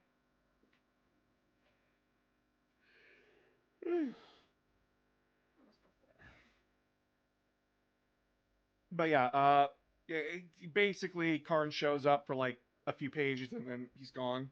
Fine words, Captain Karn. Now storm that citadel for me. Kill everyone you find within. Yep. Yep. That's it. That's it. That's Karn. Hi Karn. Bye Karn. My framework told you that this battle would take time. You need siege people. You need the Iron Warriors. Well, you don't got that, so get out there, dumbass. Okay. Yeah, he's literally there for about a page. Yeah. And then he leaves. Yeah, then he leaves. So then, book ends with Loken and Tarek basically coming to an agreement that, come what may, we need to stand against this together. Not Kirill, Ignis Carcassy is killed, but made to look like a suicide. And Petronilla Vivar is killed by Horus because you shouldn't have heard what I said. Yeah, you think that I'm gonna let you publish my inner thoughts while I'm still alive? No. Just you knowing them is a crime. Bye-bye. And it's a really fucked scene. It's really fucked up. The fact that she thinks that he's trying to intimidate her into editing her writing, and then he's like, no, I'm not trying to scare you. I'm letting you know that you're about to die. And then he just snaps her neck. Yeah, it's really fucked. And the book ends properly with Horus in a meeting with the higher officers of the 63rd Expedition, the Mechanicus Adept, and Malachurst, Aximand, and Abaddon. And Erebus. Aximand and Abaddon stand behind him. Malachurst, Regulus, Erebus, Princeps Turnet, the leader of Mortis, yeah, and various others handpicked. They didn't even name all of the people that he told about this. Yeah. That's how little he actually cared about keeping this a secret. He got CIA. Yes, they were handpicked, but he didn't bother like naming everyone he was telling. Yeah. So essentially, Horus reveals that, like, yep, we're gonna do a big rebellion. I'm gonna cast the Emperor off his throne and take the throne for myself, because the Emperor's an idiot. And of course, they're Malachurst asks, like, then where shall we start these plans, my lord? We'll start them at the Istvan system, which will lead, and the drop site massacre. Very much, what the fuck? This book just ends. Magnus will not leave Prospero alive. Well, that's fucking ironic. The Istvan system. Yep, the book just ends. It just ends on that note. We're going to Istvan in the next book. Is this book good? It is good. Yes. It is good. It should have been one book, not two. Yeah. Should have been one. And it should have been about 100, maybe 200 pages thicker. My favorite parts of the book are the Battle of Davin, where we do get to see like how demons function, at least in like 30K, and like the battle between Yugen Temba and Horus is like nail biting. It's great, and I really like the melancholy feeling to the book. We had like a really good rising of action and like feelings in the first book, and the first book left us off with like a feeling of failure. Horus Rising left us off before the peak of that it was building up to. Yeah. This was the build up. The beginning of this book was the climax. And then they kind of held it at that level of intensity until Horus was stabbed and fell. Yeah. And then that was the falling action, and the rest of the book was not detailed enough to build up more of anything. I say the start of this book, I mean the first 2/3 of this book was a suspended climax. Yeah.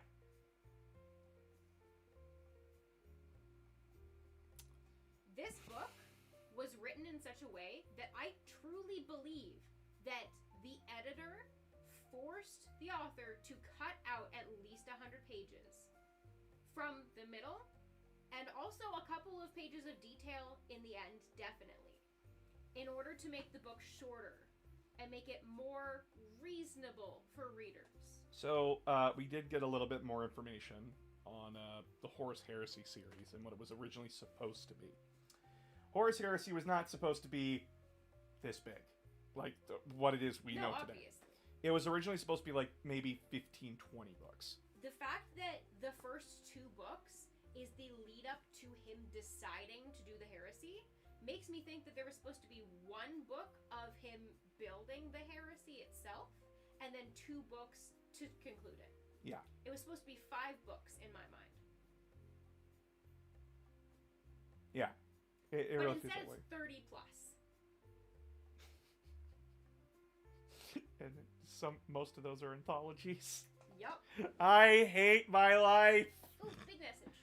So from what the authors have said, the idea was there was an intended to be more serialized series, and the original plan was the whole Heresy was meant to be 15 books long. Yeah. So it's...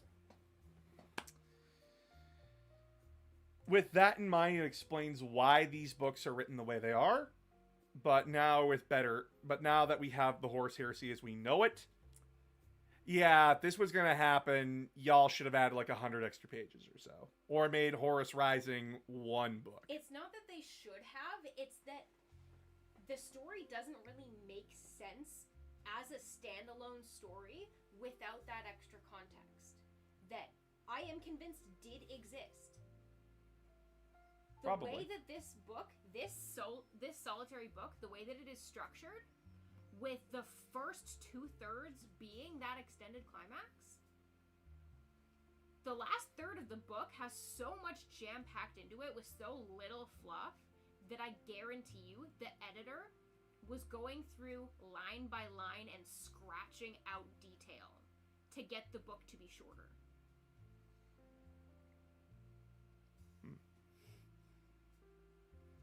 That's what this book feels like.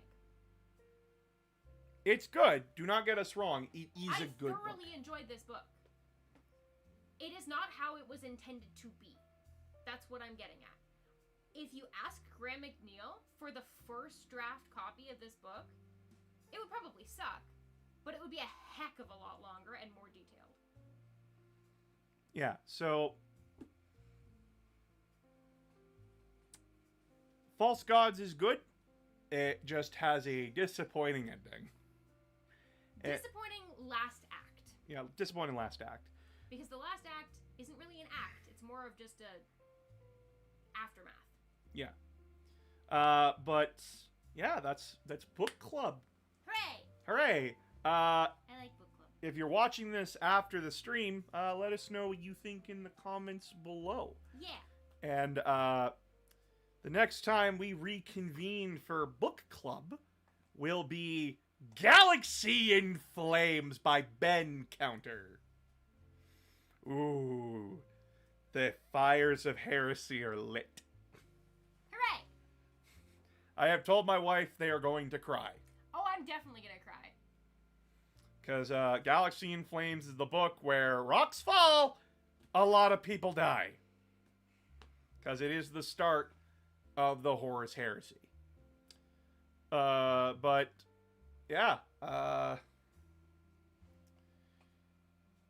wasn't supposed to stream today, but I did. Because I wanted to talk. I wanted to talk about this book. And I had the day off, so it worked. It worked. So, I'm going to get back to painting models. Please don't forget to like, comment, subscribe, or follow on Twitch if you haven't already. Share the streams around with everybody. Share my most recent video around with everybody if you can. And don't forget about the February challenge. Yep, $2,000 donated total, or 15k subs, and I review Fire Warrior. It's sitting there, mocking me. Just taunting waiting me. to be played and enjoyed. Just waiting to torture me. Message? I always love the book club lives, boss. Relax and rest. Have a good night. Thank you. But yeah, remember that. You guys got a goal. So share it around. But until next time, chat, I will talk to you all on Wednesday. Good night, everybody.